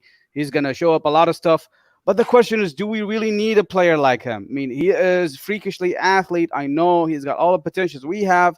Very in comparison to Christian Wood. I think there's closely comparison to each other. I think Obi Toppin is a younger player. Obviously, he's a better player, in terms of the potentials, maybe. But I don't know if we should pick him up, because I'm gonna say this: we are dying for a point guard. We need a point guard. We can't just pick the best player available in a draft that is full with point guards, and we have Killian Hayes on the board. We have LaMelo Ball on the board. We can't just do this. We can't. So I think this year we have to go with a point guard, in my opinion. Otherwise, it's gonna be a bust. I'll be pissed. PD, let's get your view on this one. Say we're at 5 right now, and Obi Toppin is on the board. From Alex, he wants to know: would you take Toppin if he's still on the board? I have to do a little more research, but I'll just say this: we have lots and lots and lots of holes. We're not a good team. We need all the help we can get. So sure, yeah, I'd take him. He's averaging. Hold on, his production right now. He's at I lost it. But no, he's a productive player. 16, I think. 19 points a game, 40% from three. He has great college numbers. He's a baller. Yeah. Definitely a baller. He's an all-star. Trust me, he's going to be all-star. He's definitely a baller based on the stats. No, we need all the help we can get, man. Yeah. Would you take him over getting a certain point guard, or would you just take him regardless? You just taking the best player available? I would just take the best player available. We have a lot of holes. We don't have enough good players. We just need the best player available, I would think, honestly. But that's just me, of course. I mean, personally, I don't think mean, we're at 5. I wouldn't necessarily take Toppin. I mean, if we want to get Christian Wood, I mean, I don't think it's the smartest move picking Toppin. I mean, when we really need a point guard more than picking a guy like Toppin, that's how I feel. I mean, Toppin's a great player, but I mean, I rather just take a point guard than take him if we're at 5. If we have him at 5. We have been on for 2.5 hours. You guys have made time fly by. I want to thank everybody in the chat for coming out. Make sure you guys check out the description. Subscribe to all the DSA members. Like the video. Go to the website. All that good stuff. We will transition to final thoughts. Just so you guys know, before you guys dip out in the chat, we will be live on 313 JMO's channel next week, 1 p.m. We'll be talking more prospects. I think I'm leaning towards James Wiseman. Why don't we go ahead and dissect him down next week? Because we do need a center, and he is the best center in the draft. So everyone on the panel, let's do your research for that one. Everyone in the chat, you guys can go watch videos, look at his statistics, and get ready for that one as we dissect him. Depending on if it's a slow news week or not, we might dissect 2 different people. So just be prepared for that. But PD, man, what are your final thoughts on today's show? Thank you for coming on, even though it was later towards the show. No, my final thoughts are thank you guys for letting me jump on as late as I ended up jumping on. But of course, we all know you guys in the chat are amazing. I wish I could put it into better words how we feel about y'all coming and chilling with us when our teams aren't always that good and just having some fun and just talking about our teams. Like, I wish Drew, you got to shout out to the You can go ahead. You can go ahead and finish your thoughts. I will let you done. No, but you guys really are amazing. I just never know how to put into words how amazing you are. It sounds so cliche, and I know it sounds so cliche, but you guys really are so amazing for tuning in with us. But yeah, thank you all for tuning in. Those are my final thoughts, Drew. Joey, man, I appreciate the $1.99. It says keep. I'm guessing you meant to put up the great work, DSA. I got you covered, man. For $1.99, you're allowed to put as many typos as you want. Thank you for the super chat, man. You are the real MVP. I think, Joey, I might be mistaken. I think it's between you and Ball Don't Lie. I don't know. Bravo's up there too.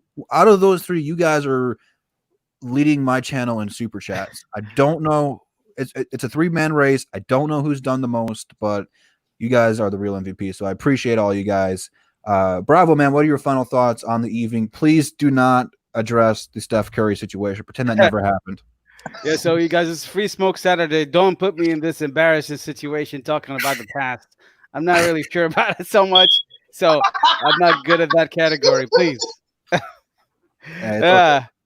So talk about the future, I could do that, but the past, I don't know. It's a good show. I hope you guys hit the like button, and please follow all these people in the panel, in the community. And we would like to have JMO reach up to 1,000. We would like to have Carl. Yes. We have to have all the rest of the people gaining up higher in the number of subscribers. We need those if we can. It's nice to increase the reputation of our group. So keep up the good work, and hopefully next week we'll talk more about draft prospects. I believe this is going to take a while until the draft comes up, which is they're going to give us a lot of time to talk about multiple draft potentials for the Detroit Pistons. As far as today, that's it for me. Have a good rest of the day, everyone. You are right. I think that during this whole thing that we should all know who we're taking, and we should know a little bit about the player that we take no matter what, because we have a lot of time. Joey, thank you for the $3.99, man. Said, whoops, I meant up. I knew what you meant, man. You didn't have to do that, but I greatly appreciate it. I think you took the lead on this one now. I think you might be number 1 now. I don't know. I'll have to look that up. Nomus, man, I'm proud of you. Today, you did not say the dumbest thing on the panel, so you are learning. We're rubbing off on you. You are becoming better. Thanks, Noam, for coming on the show, bro. What do you got for us for final thoughts?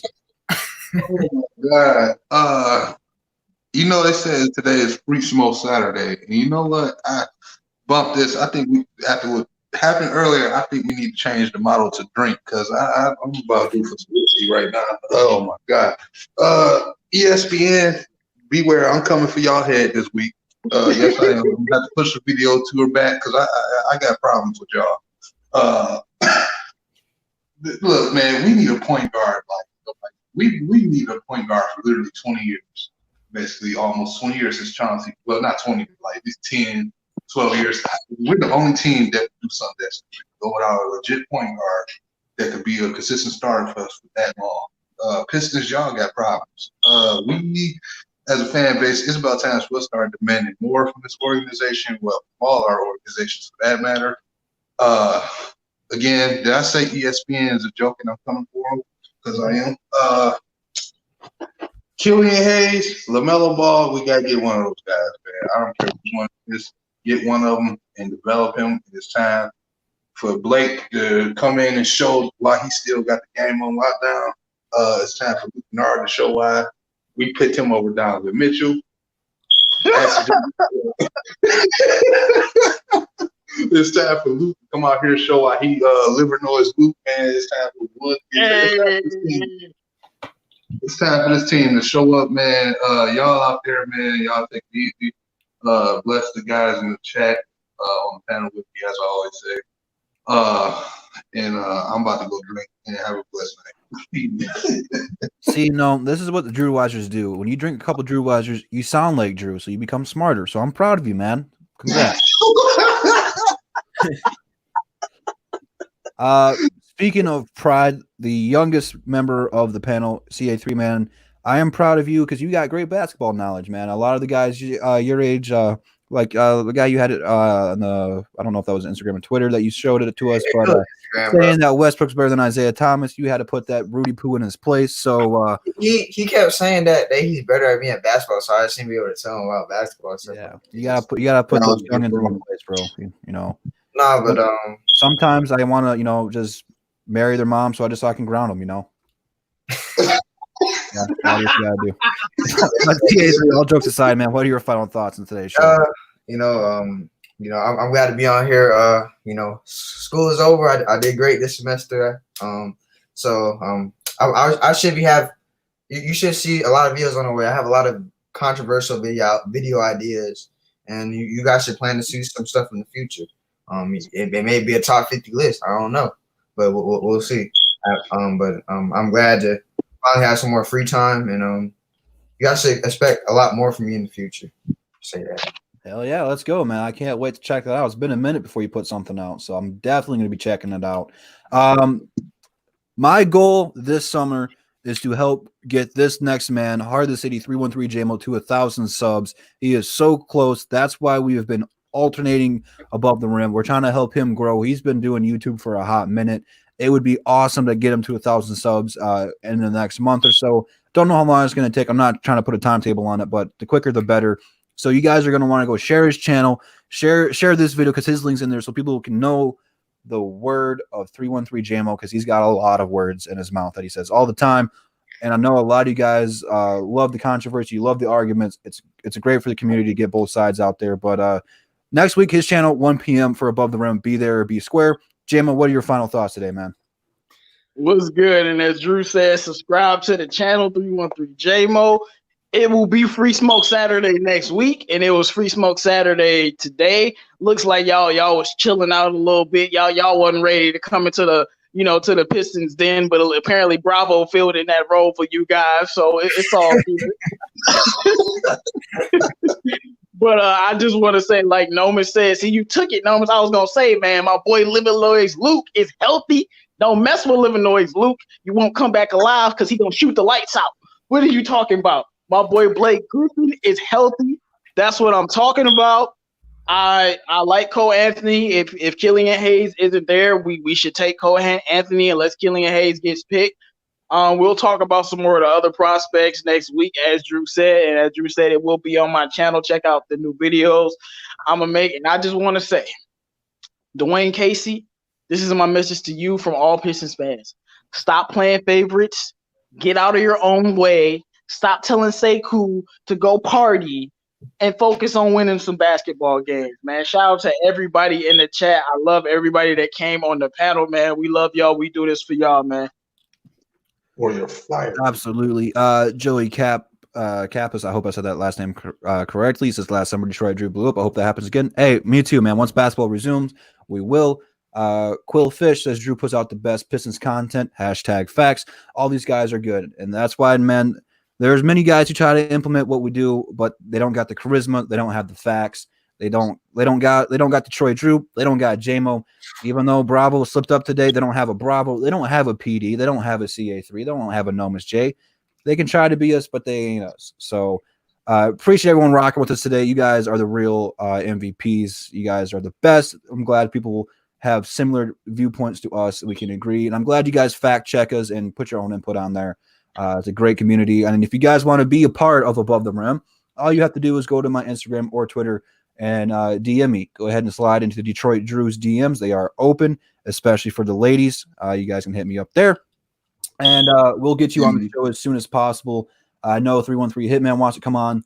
If you guys are up-and-coming YouTube people and you want to get into it, it's a great way for you guys to come on and plug your channel and share your basketball knowledge. So let me know, man. You can hit JMO up, Nomus, CA3, PD, Bravo, and let them know if you don't want to talk to me because you don't like me. I don't care. We'll find a way for you guys to get on the show. Again, next week is on JMO's channel, so stay tuned for that. And we will see you guys there next Saturday. And that's the bottom line. Because Detroit Drew said so, peace. Great Rock City.